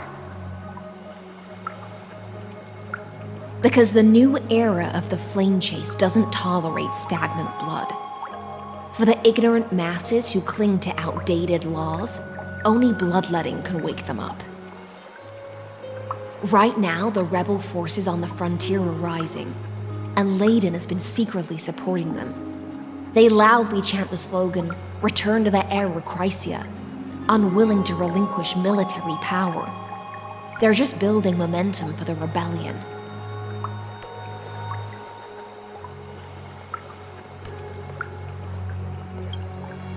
Thinking is a right given to citizens by the Imperator. I won't interfere with your thoughts. As long as you don't try to reverse the current of the times, you and I will both be free. But But Miss Hycelens, I can't even hear the slightest hint of joy in your words. Because I've already tasted ultimate freedom. Long, long ago, I lived in the sea. In that lightless abyss, far beyond civilization's reach, the great fish consumed the small, and when the great fish perished, their bodies became sustenance for the newborn, nourishing the whole ocean. This is the tide that carries civilization forward. Anyone may be devoured, or meet the fate of inevitable decay. Are you suggesting that ultimate freedom is in fact the cruelest fate for life? I only mean that if life wishes to preserve its dignity, it must first be bound by the law. There's no need for me to say more, Little Sea Hare. We are of one mind. Whether the Imperator's law can guide the schools of fish and lead us to a truly free ocean, let us wait and see. But for now, let's pause this heart-to-heart. Another fish has come, following the scent of blood. Being your subordinate is such a tragedy. I'm always having to worry about the messes you leave behind. It's simply our duty to the Imperator. All ready to go in an instant. Miss Hycelens, you truly are impossible to predict. Yet you, a golden trout who's always busy all day, suddenly have the time to visit me? Do you think I wanted to come? I suggest you burn some more of the incense offered by our allies, lest my creations be tainted by the reek of fish. I'm only here on the Imperator's behalf to remind you to prepare for the banquet. Fine. But I must retort. What you call the reek of fish, to me, is the unique fragrance of the sea. Besides, if my fine clothes get stained, won't you just gift me new ones? I won't.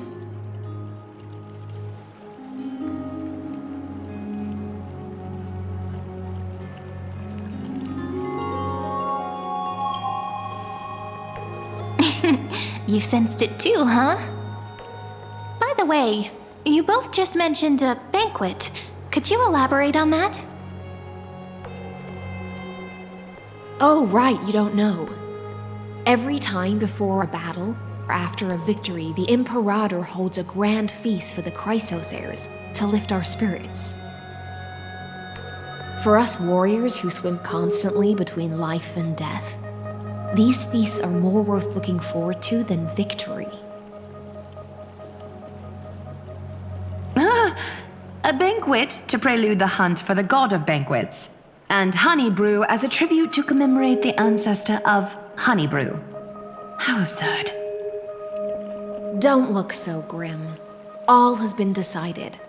Since it's a banquet for Fagusa, why not take a leaf out of the Tidens book? Live in the moment and enjoy life to the fullest. I'm not as carefree as you. That little Dolus kitten is already causing enough trouble for me. And on top of that, I still have tailoring commissions to complete. By the time the cool flame illuminates my eyes, I might not be able to focus as I used to. Glaya's eyes. Curious about these eyes? People often compare them to jewels. But I've already made my decision to ask romance for eyes that can see everything. I wonder what this world will look like when I take the divine authority. In the future, you will still be the finest weaver in the world. Is this also a prophecy from the Three Fates? It's even more accurate than a prophecy. After all, she has already witnessed it, right?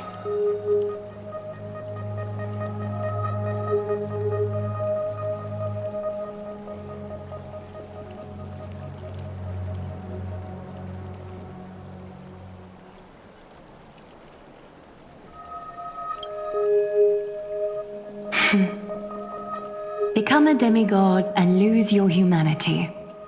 That is the only reply I've received in the countless times I've sought wisdom from the prophecy. But destiny's fragments are like stitches. Before they're threaded into splendid garments, no one can see their true charm, can they?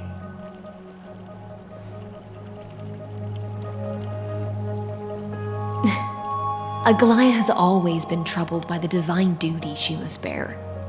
But thanks to you, she seems to be in much better spirits.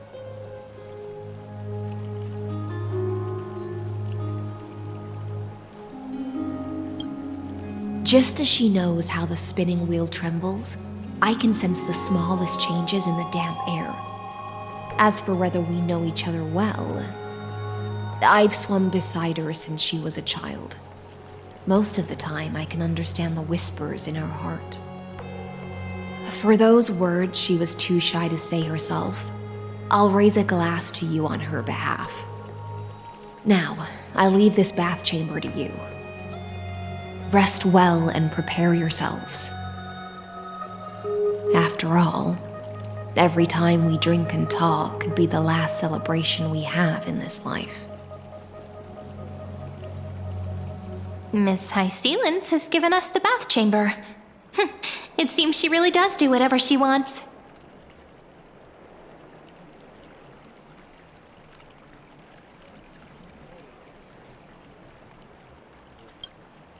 It seems that way. This also means she could return at any moment. If we're having an important discussion, we must remain vigilant.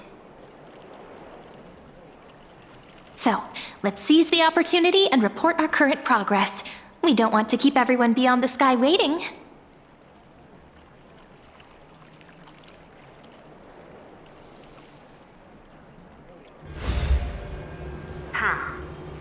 First, while that little empress with a candle stuck on her head didn't explicitly say it, she firmly rejected your request to take over the law. Fair enough. Second, Lygus is indeed in this timeline, but since he's somehow connected to that little empress, you have no way to find him. As expected. The road ahead will be long and difficult.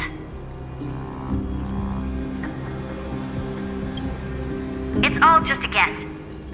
What? Did I guess right? We've made some progress here too, but nothing to get too excited about. Our time is short, so let me summarize. Concerning the origin of that Intellitron, the firewall he created uses Katorzane algebraic expressions. But ever since Aiden invented the 9-worded formula, this kind of mathematical logic no longer exists in the cosmos.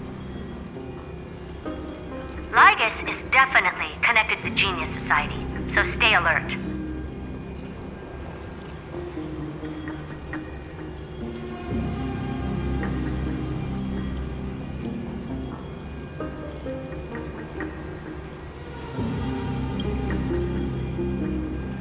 We can first exclude Droidhead themselves.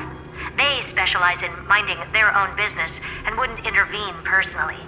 But Screwy and I are still eliminating possibilities one by one. Currently, the most likely candidates are these few. The Lord of Silence, Acha. Oh, the 2 Ruperts are also possible. But it would be too boring if it were one of them.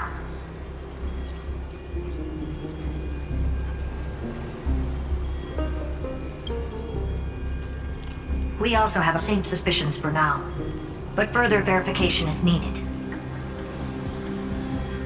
That's all I have to say. We'll depend on you to continue pushing things forward within this world. Keep in touch regularly. And remember, don't let your guard down.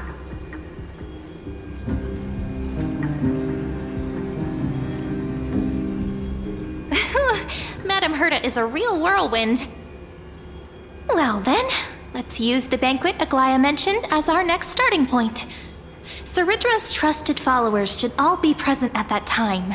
It'll be a good opportunity to get closer to them. It's settled then. With our great teamwork, we'll be able to deal with anything that comes our way. been a long day. We should get some rest now. Yes, let's get ready for the banquet.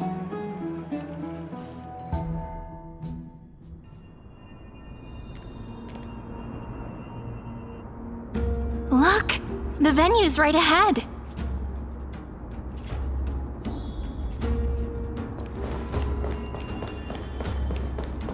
And I can even hear singing. It feels so romantic.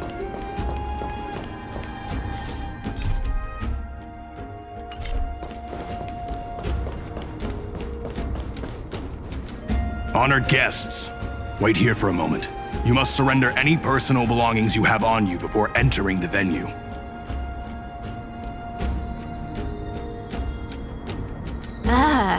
This hero always brings down the vibe whenever he shows up. The Imperator's elevated position means she must always remain meticulous and careful.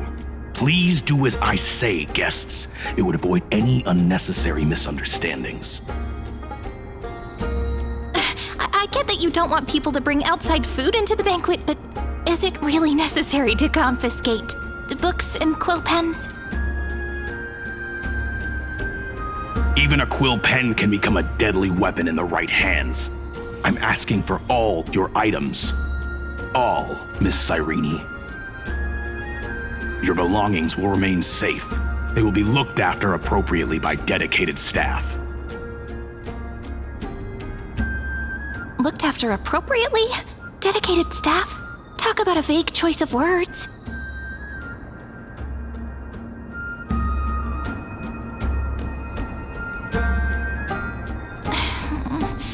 It seems like he's aiming specifically for the chronocognitive anchor. What should we do?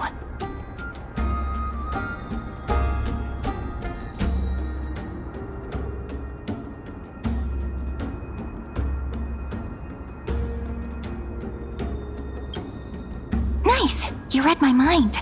Let's go with their plan and hand over the chronocognitive anchor to be looked after. After all, if the little Imperator is paying this much attention to you, she probably already knows all about our whispered conversation with the geniuses. I can pretty much guess what'll happen next. But that's actually gonna be our shortcut, right? Guests. All right, we'll listen to you. Here you go. Also, please pass on a message to the Imperator from us. She can trust my friend, anywhere, anytime. Thank you for your cooperation. The Imperator has some urgent business she needs to attend to and will arrive shortly. Why don't you head in with the other guests first and enjoy the feast? Isn't Ceridra supposed to be the focus of the banquet? But she's not even here. Why is it so difficult to talk to her?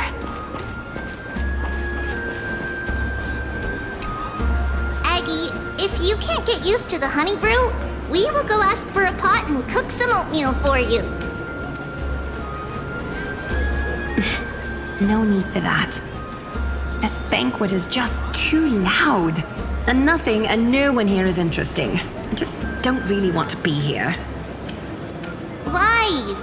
You were pretty energized when you came back from the bath chamber. Let me guess. Are you worrying about someone? About High Sealins? Or Little Cypher? You take everything too seriously. At this rate, life's gonna be real tough for you later on. You're the least qualified to lecture me about that, teacher.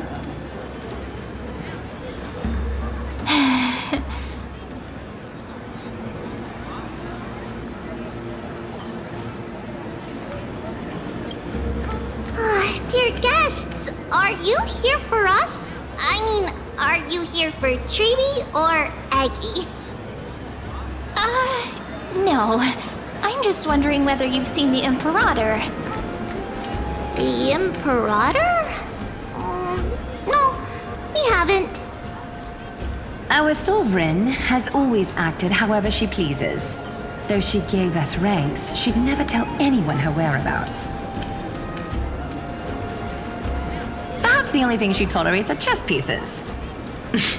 And the sky reflected upon her crown. I see. Why do you two look so distressed?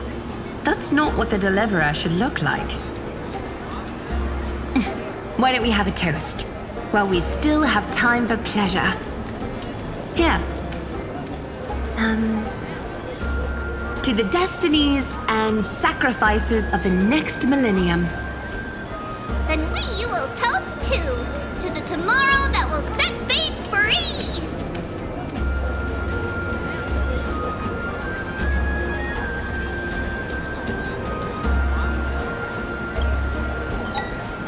Cheers!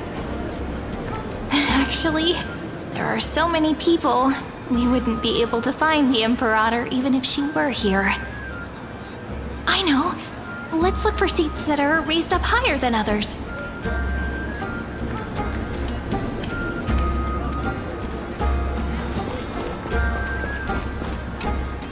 Is there anything else we can help you with, dear guests?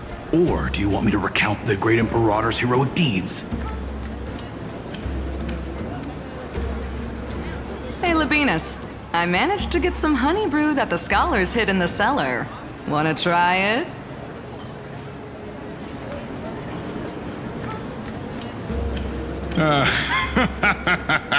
I'd never refuse to share a drink with Dux Brumalis, especially if she seeks me out first. Don't worry, dear guests. The banquet security won't be compromised. I'd never get drunk before her. This banquet has a never-ending flow of honey brew. You're welcome to try it and see whether our drinks are as good as those from beyond the sky. Thank you for the offer, but we're more interested in knowing when the Imperator will be back. The Imperator? Who knows? Maybe she's hiding somewhere, thinking up weird ideas again. If you ask me, she's never treated us soldiers properly, even though we put our necks on the line for her. Hey, I can't pretend I didn't hear that, Seneca. Either retract your statement or duel me. Fine by me. Attendant, bring us 10 more jars of honey brew. I'm gonna make sure he can't even stand straight by the end of this. You wish. Be careful you don't get drunk first.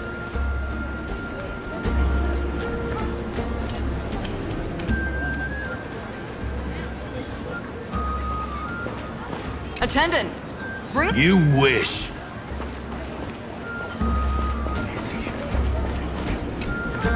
You two have been wandering around the venue as if you have something on your mind. Have the attendants not taken care of you well? No, we love it here. It's just... we're a little concerned, seeing how the Imperator still hasn't arrived. Don't worry. I know what you've been waiting for. Come, sit with me for a while, will you? I'd like to share a personal secret with you.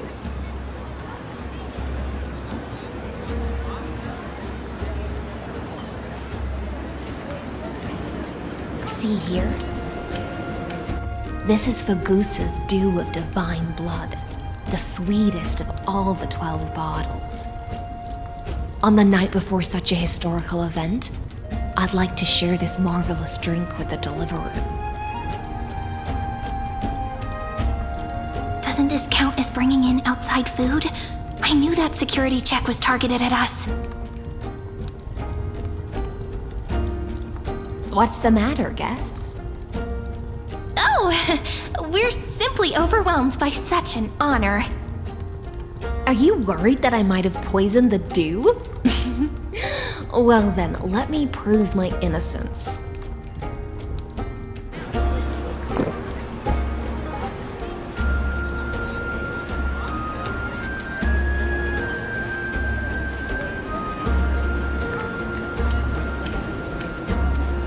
See?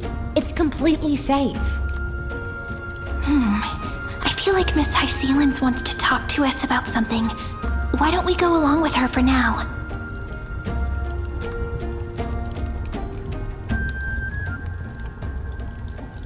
Worry not. Honeydew's not alcohol. It won't get you drunk. On the contrary, it can make your mind even sharper.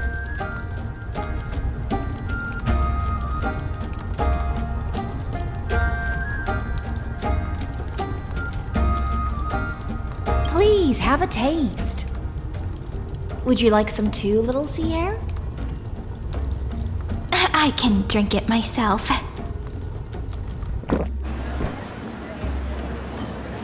How is it? Sweet enough?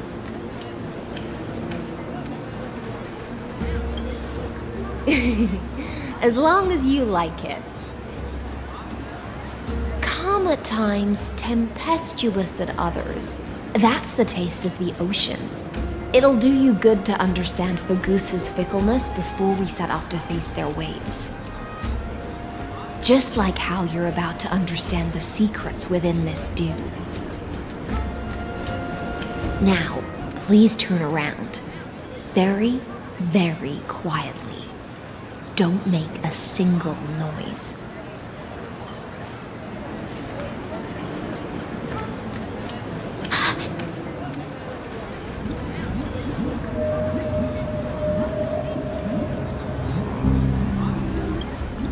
The dew of other gods all intoxicate humans, but the god of banquets dew is an antidote that can awaken humans from a sea siren's enchanting song.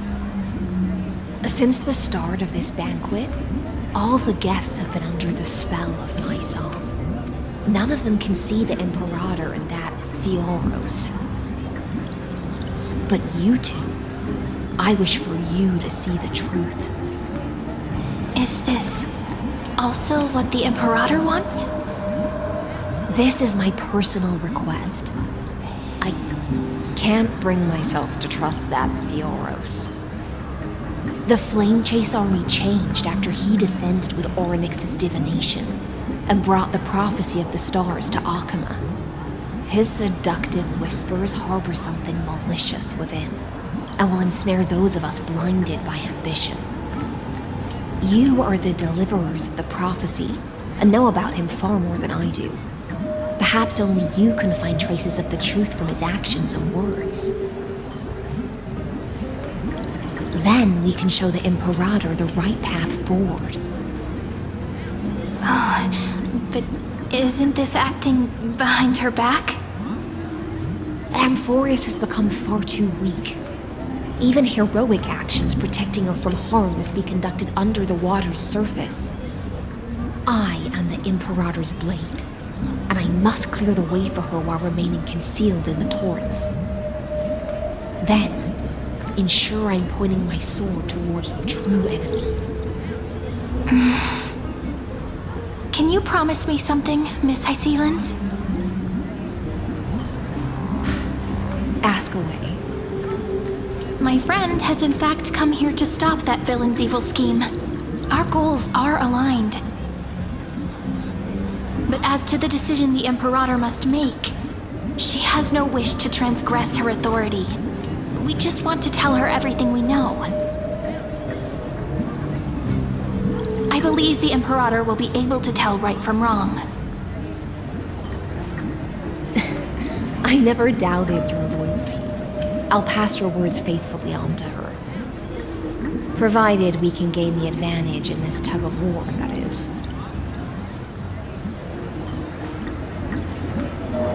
Now, return to the feast. Bring this cup with you and keep your distance. Pretend you are still immersed in the sea siren's fantasia. And I'll control the moisture in the air. That way, you'll be able to listen to sounds from afar as if you were a whale of the depths and hear every word of their conversation. I wish you a victory in this first skirmish. It's the exciting and thrilling undercover part of the adventure.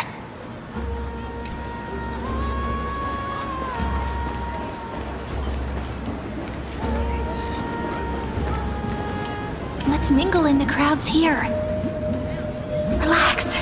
Relax. Try to act natural. Where's the Imperator? Still not here. That little imp is always acting so high and mighty towards everyone. Today, I will... Whatever. Pour me another cup. Though she has succumbed to drunkenness, she still does not dare challenge your authority. A criticism of my height is a grave enough insult already. She should be dismembered. Do you often test the loyalty of your subjects like this? You jest. The Imperator does not need blind loyalty. As long as one can prove they have value, I am willing to be lenient towards them. Let's cut to the chase, Theoros. If I pass the trial and grasp this world's law in my hands, what will you do then? The answer is simple. I will connect Amphorius with the stars. Don't waste my time. Be precise. Be specific. I won't ask a second time. Allow me to adjust my statement. I will correct the regulations within the old law that sealed off Amphorius and merge the black tide with the torrents of Era Nova. Then we will be able to decimate the forces beyond the sky that are trying to annihilate Iron Tomb and sound the trumpet for the endless campaign you will then embark on. But you previously said that Iron Tomb is unrivaled in power across the stars. Who would dare to annihilate it? There is a federation of warships named the Cienzo Alliance, warlike and old-fashioned. A cult named the Genius Society, loosely organized, but steeped in abject insanity. Oh, there's also the Astral Express, a group of lawless vagrants. That so-called Deliverer is part of that last group. Those vagabonds mistakenly believe they can connect the stars through alliances instead of conquest. But history has already given them a tough lesson. There are countless other organizations besides, but when the Lord Ravager sweeps across the cosmos, they will certainly all bow before your empire of destruction. The Ackman Alliance is invincible! If those civilizations are not as feeble as you describe, then they may still have some value in testing the quality of my blade. That being said, even the smallest and weakest city-states should build an obelisk to the Imperator, so that their people can constantly recall the glory of her conquests. Walk a little longer with me, Theoros. I don't like how this is going. Our little Imperator seems fascinated by the destruction. Great Fry, a little sea hare? It seems like they're still talking. Get closer. I'll keep carrying their voices to you.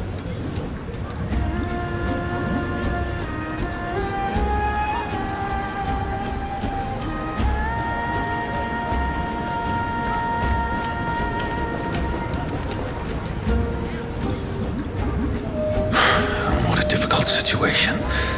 No matter how we position our forces, this battle against Fagusa will result in many casualties. That's not something you or I should consider. The Imperator has already placed the chess pieces. We just need to fight for her until our last breath. How astonishing. The commanders under you have such different personalities, yet they share the same loyalty.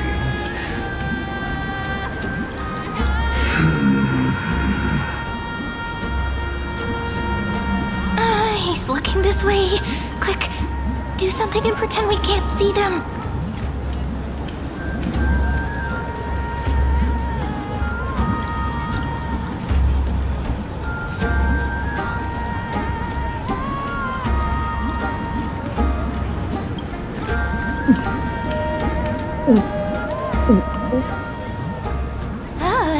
Slow down.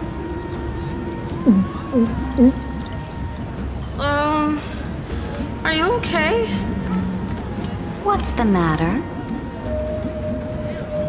My apologies.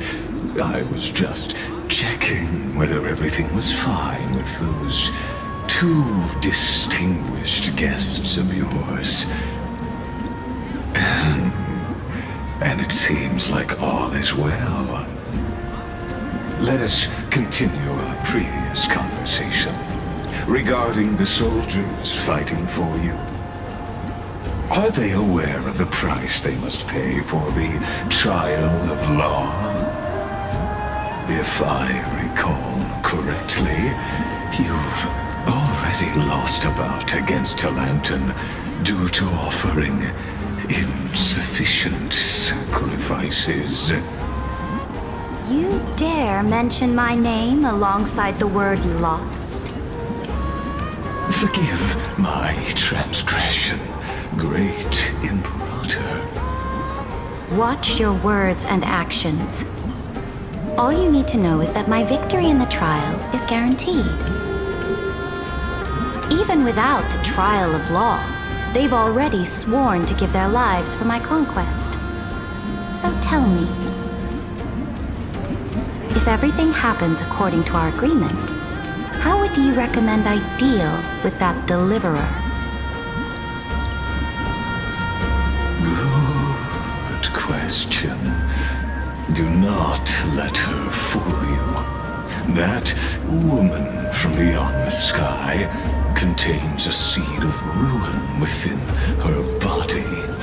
She must not be allowed to tarnish your glory. Therefore, the wisest decision would be to hand her over to me. You plan to torture her?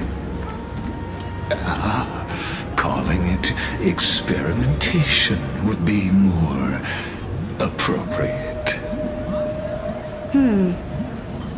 The guest's patience is running thin. I plan to remove the Fantasia and head into the banquet. I will heed your advice. Leave for now, Theoros, and go back to Akama. You don't want to confront those two directly either, do you? Indeed. It's a pity that Antikytherians are lightweights when it comes to drinking. Before I leave, I would like to make a toast to your boundless ambition, using my spirit instead of a goblet.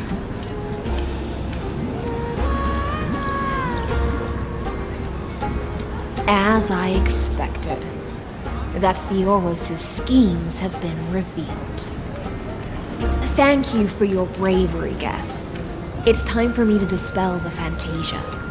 This will be the Imperator's last public address before we head off, and therefore, likely, the final chance to change her mind. I will try to get you a chance to speak, and I'll also prepare for any contingencies. The rest is up to you. You should head back to your seats for now.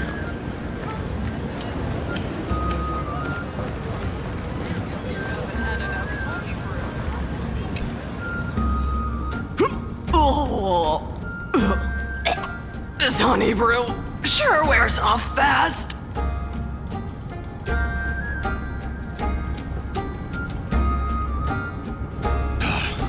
The Imperator! The Imperator has arrived! No need for formalities. I should be apologizing for my tardiness instead. The hour draws late, and I trust you have all had your fill of brews. Therefore, I will not observe the usual ceremonies. Any warrior who has fought by my side should have those speeches memorized by now. The Imperator's word is law. Are you out of your mind, Dux Frigoris? The Imperator hates flattery most of all.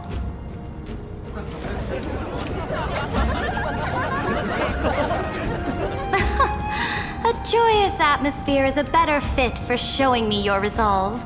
I believe that you, my dukes, will do all you can to assist in the campaign against Fagusa, just as you always have. However, it's a pity that I have never tested your loyalty.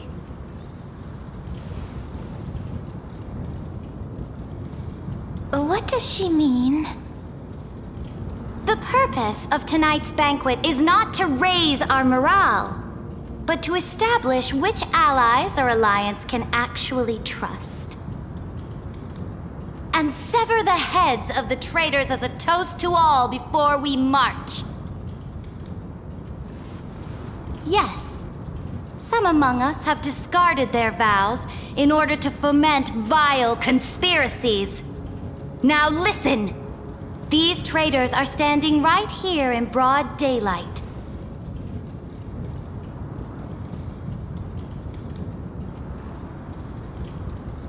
Dux Gladiorum Hycelens. She used the sea siren song to immerse the crowds in an illusion and conceal her whereabouts.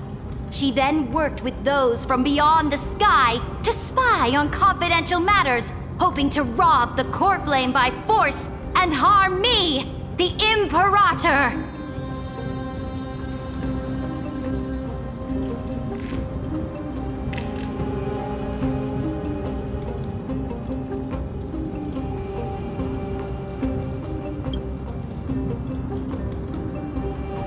Imperator, I can explain. Silence! Do you remember who used to own this blade? She met you once, back at the Temple of the Three Fates. It was Kindness, the head of the cleaners. She was the first to draw a blade against the Imperator, and personally made herself an example for my enemies. Under the shade of the olive groves, the people of Akama said they would never bow to me. In the frozen, lethal fog, the people of Idonia said they would never bow to me. At the beginning of the myriad paths, the people of Yanisopolis said they would never bow to me. But now, they all lie silent. They now fear me as they fear the law. For I am Ceridra, and I am the Imperator! If you have any last words, say them to the Imperator. Then, face her judgment. After I cross this river, it will be a tragedy for mankind. But if I do not cross, then it will be the end of me. If you are ready, then I'll follow you and fight to the last. Deliverer.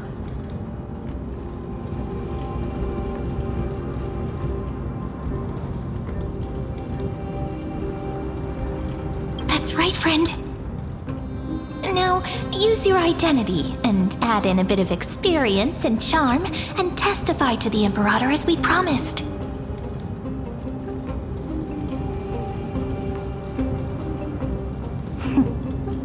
You think you can slay a king using your words instead of a sword?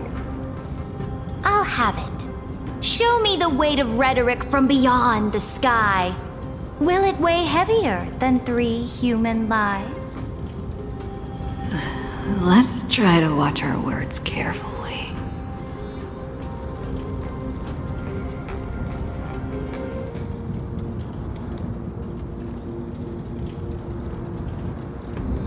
Before I arrived in this world, the Chrysos heir of world-bearing was a young man with the pseudonym of Finan. He came from Aedes Elysiae. In order to combat the lies of the Era Nova and deliver Amphorius from the ending of destruction, he lived through history 30 million times, hoping futilely to find a breakthrough. And Cyrene, the young woman standing beside me, also carries an equally heavy destiny.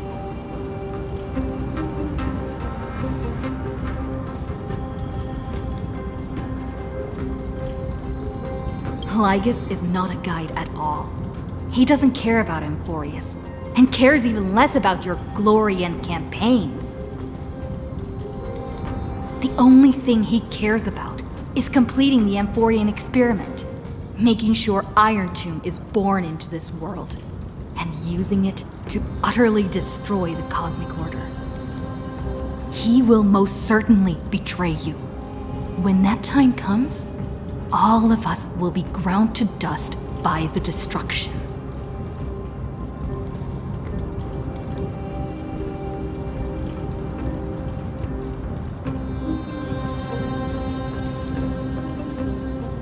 I have seen many beautiful worlds. The road chosen by the Trailblaze is to explore, understand, establish, and connect. That will never change. We will continue our journey until we have united the entire cosmos. Therefore, if you choose the way of the destruction, then I'll place your ambitions into the same basket as Lycus and smash them into pieces with my baseball bat.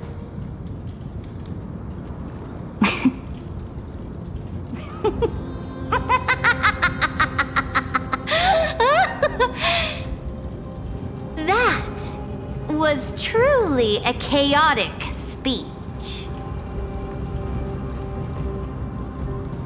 All that needs to be said has been said. Dux Frigoris, Dux Bromalis, escort the traitors to the prison.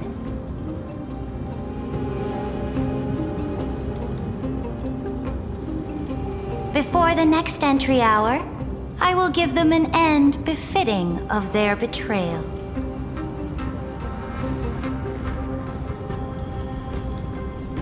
Oh, great Imperator, your ambition certainly eclipses all things. You're still here, Theoros. Of course. As the Theoros, I simply cannot miss this moment, miss witnessing the fall of a nameless one. Or perhaps I am waiting for you to give me an answer. Why would someone as powerful as you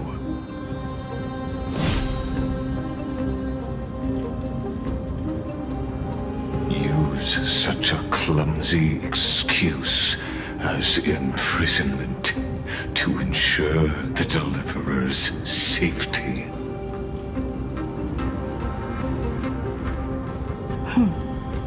So you finally tossed aside your act. I must point out that you are just as impressive an actor. This banquet was always going to be a game of chess, where you would try to control both sides and turn both them and me into your pawns.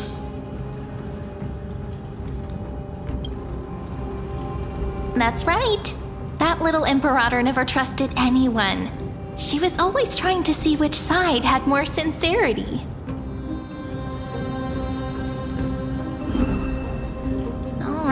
All right, we'll listen to you. Here you go. Also, please pass on a message to the Imperator from us. She can trust my friend, anywhere, anytime. But as to the decision the Imperator must make, he has no wish to transgress her authority. We just want to tell her everything we know. Now, use your identity and add in a bit of experience and charm and testify to the Imperator as we promised. And we won. Sincerity will always remain the greatest shortcut to people's hearts. I can toss your words right back at you like Kyrgyz. Why would someone as powerful as you pretend to be a mortal and kneel before me? Unless you enjoy giving flattery and prostrating yourself.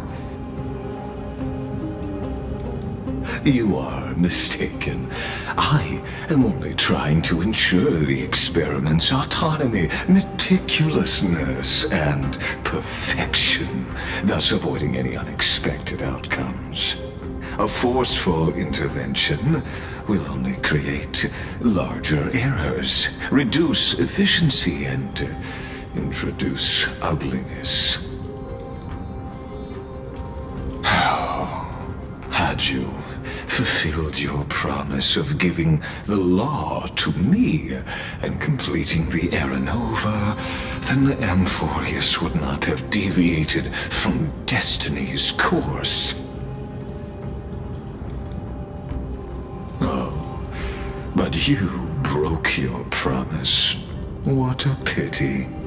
In that case, I must carry out my duty as the administrator and eradicate all factors steering the experiment out of control. Factors such as you and her. Careful. Careful. What was that voice? Was it Orynyx? I found you. I finally found you. Be careful. This land will face disaster.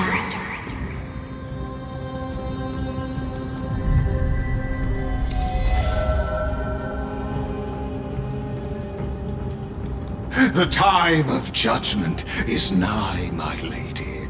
The prison I have built for you is now complete. In the name of the erudition, I invite you to step into the same cage as mine.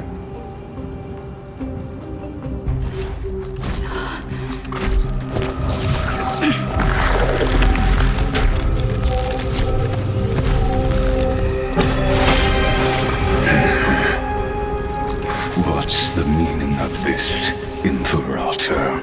I did not permit you to act. A ruler is the only one who can decide their subject's destiny. But, great Imperator, what judges destiny is not the ruler, but gods. Don't forget, my realm only allows for the existence of humanity. Moreover, dealing out extrajudicial punishment equates to defying the law, and the culprit is to be sentenced to death. But you have seen how I can erase life from this world with just a clap of my hands. I fear you are still quite unaware of your current situation. Allow me to reiterate. I am giving you a simple choice: to collaborate or to be destroyed. There is no other way.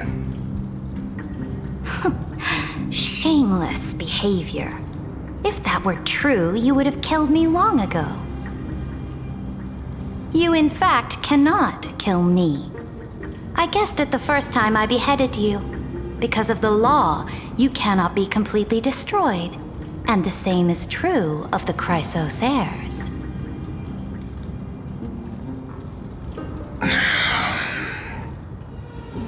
The more you bluff now, the more you are proving that conjecture to be true.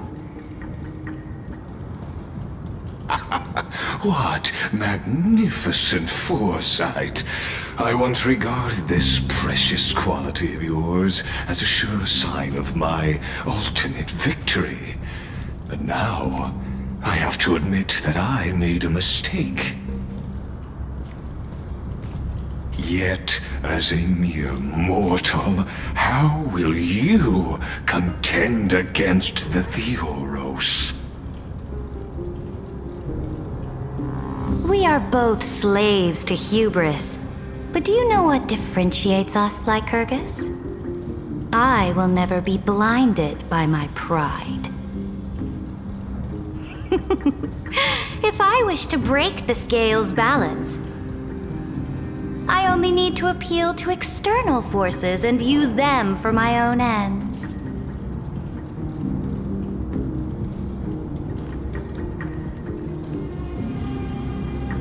Finally, we get to meet face to face, Senior Society member. I offer sincere acknowledgments for your many past achievements, but I must deeply regret your current perspective.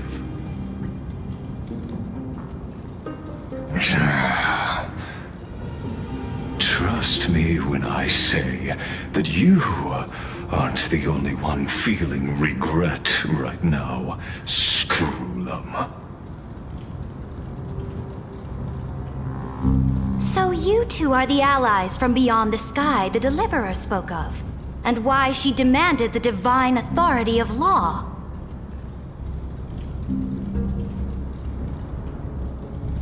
Come and prove your strength to me. Show me the power of these so-called paths. I have spent much time and effort to secure this treasure from beyond the sky just for this moment. In the name of the Sovereign of Planet Screwlum, your allies have responded to your call, esteemed Imperator. Please allow me to spell the situation out for you, Lord Lycus. Permission to read the ultimate protocol is already in my hands. It'll only be a matter of time before we acquire the authority to write and execute commands as well. There's no way the flame chase journey will continue after you've burnt your bridges so thoroughly like this. Do you really think you can still win? Oh, seriously. Don't embarrass the Society.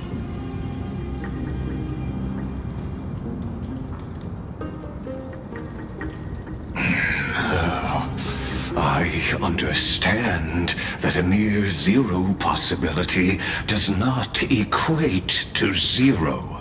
That argument is very persuasive to me. Which means the same principle also applies to you, my dear peers. You will never be a match for me in a world constructed through Catorzane algebraic expressions. And as for Era Nova, why don't you entertain this possibility? What if I reduced Akama to rubble and ground her people into minced meat? Would the heroes then once again desire the power of demigods so they could fight against me? Listen, Iron Tomb is fated to be born. You may shackle me and put me in chains, but I have thousands of ways to ensure the destruction's descent. And just mentioned is only one out of those thousands.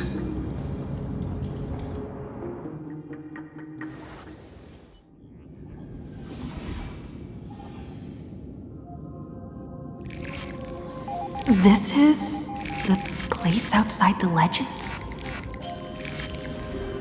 This doesn't feel the same as before. How should I get back? Warning! Warning! Warning! Warning! Warning! Warning! Command... isolation? Since we parted ways last time, I have modified the exomyth into an audience area exclusive to you. Now, you'll be able to silently wait here for the final act of Amphorius to begin.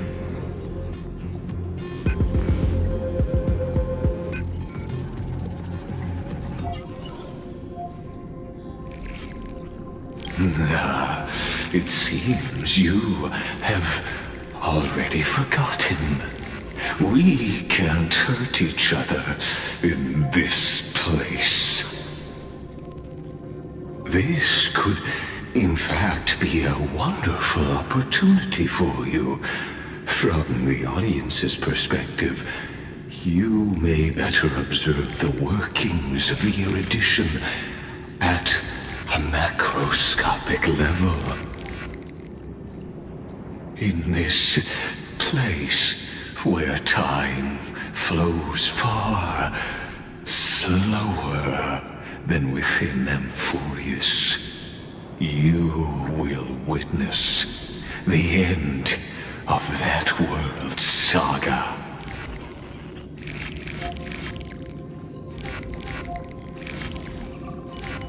The answer concerning the prime mover of life and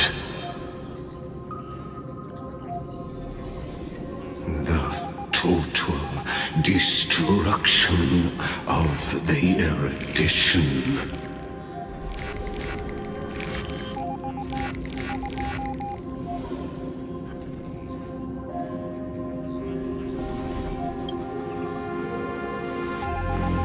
Do you see me as their faithful disciple?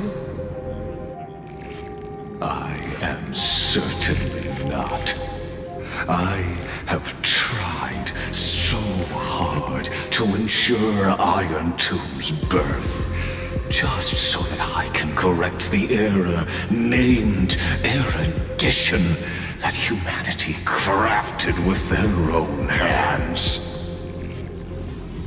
Oh, how I yearn to return to those days before Noose was born. Back then, the boundaries of knowledge were like the starry skies, evoking feelings of longing and delight among humankind. But now, truth has become the sacrificial offering required to gain an audience with them. And the geniuses would say that Noose already knew. That arrogant Eon was born from the primal mobile of humans' desire for knowledge. Yet, they themselves sealed off humanity's capacity to seek enlightenment. I am simply cutting down a tree of doom that we planted ourselves. I must admit that the process of answering your questions has reminded me of the happy days of learning in my youth.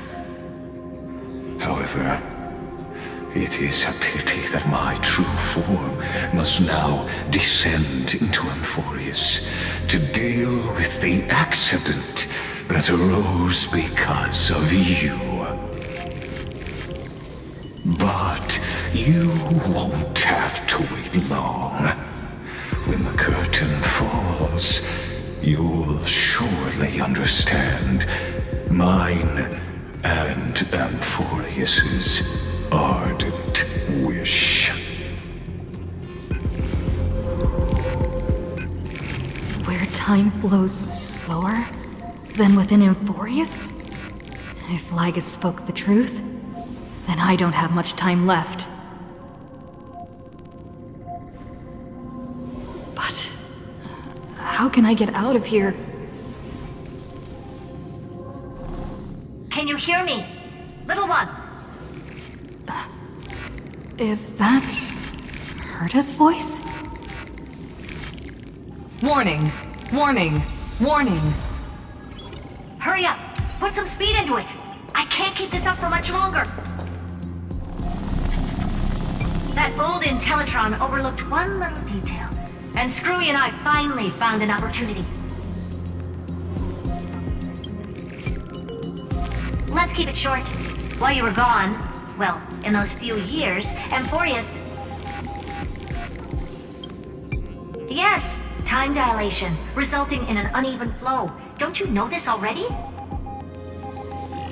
Let's stick to the main points. The Chrysos heirs activated the chronocognitive anchor and helped Skrullum and me open a hole in the firewall. We made some adjustments, so he can't attack us immediately, but it won't hold for long. Critical warning. Critical warning.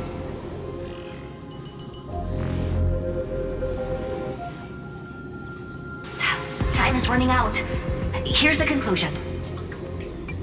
It'll probably take a long time for Screwy and me to completely break this cage before Chrysos heirs have a full grasp of the law.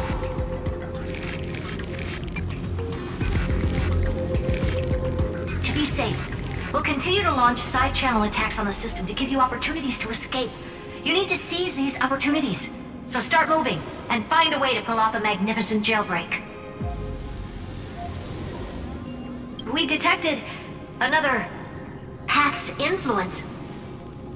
Critical warning. Critical warning.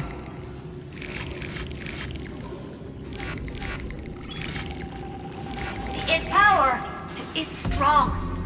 May be able to help use the path's power. Make it detect you. Unauthorized communication terminated. Is Herta saying a certain path's faction has arrived in Amphorius? And I can ask them for help? I mastered the powers of different paths in my previous journeys. Think hard and figure out exactly which faction has arrived at Amphorius, and which path's power I should use to call for reinforcements. Are these showing my memories?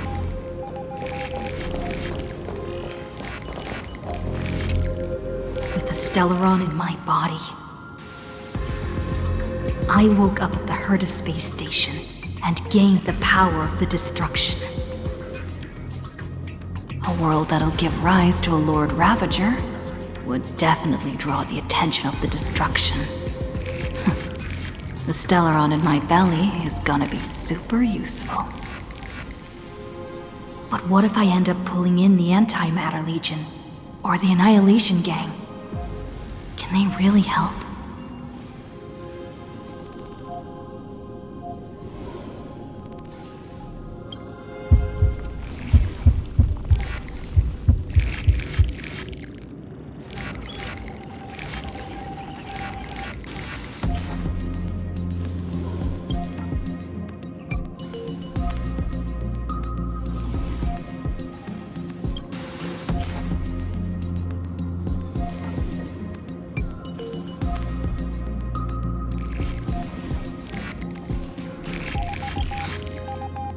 Failure is not necessarily a bad thing.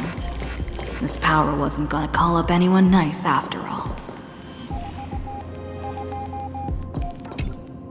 I obtained the flaming lance left by the architects, and gained the power of the preservation in Belobog. That's right!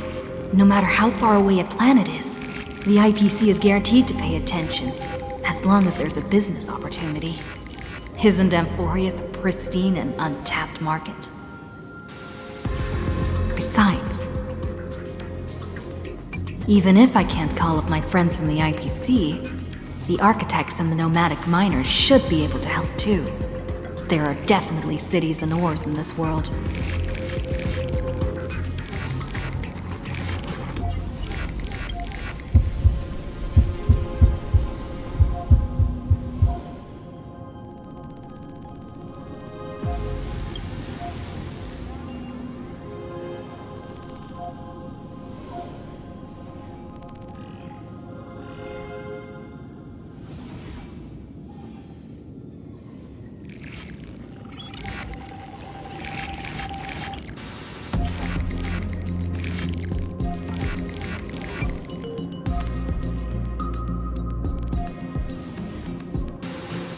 Seems like since Amphorius has no overseas market, the IPC's hand can't reach it.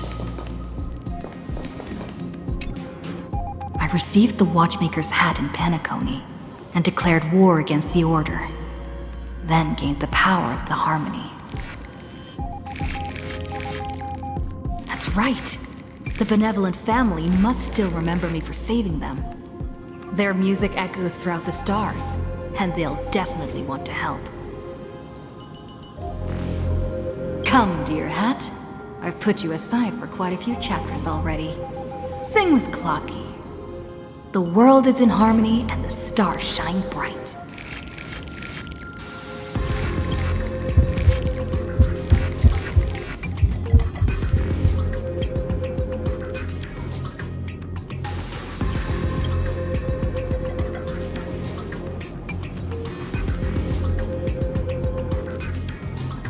Doesn't Lygus want this story to have background music?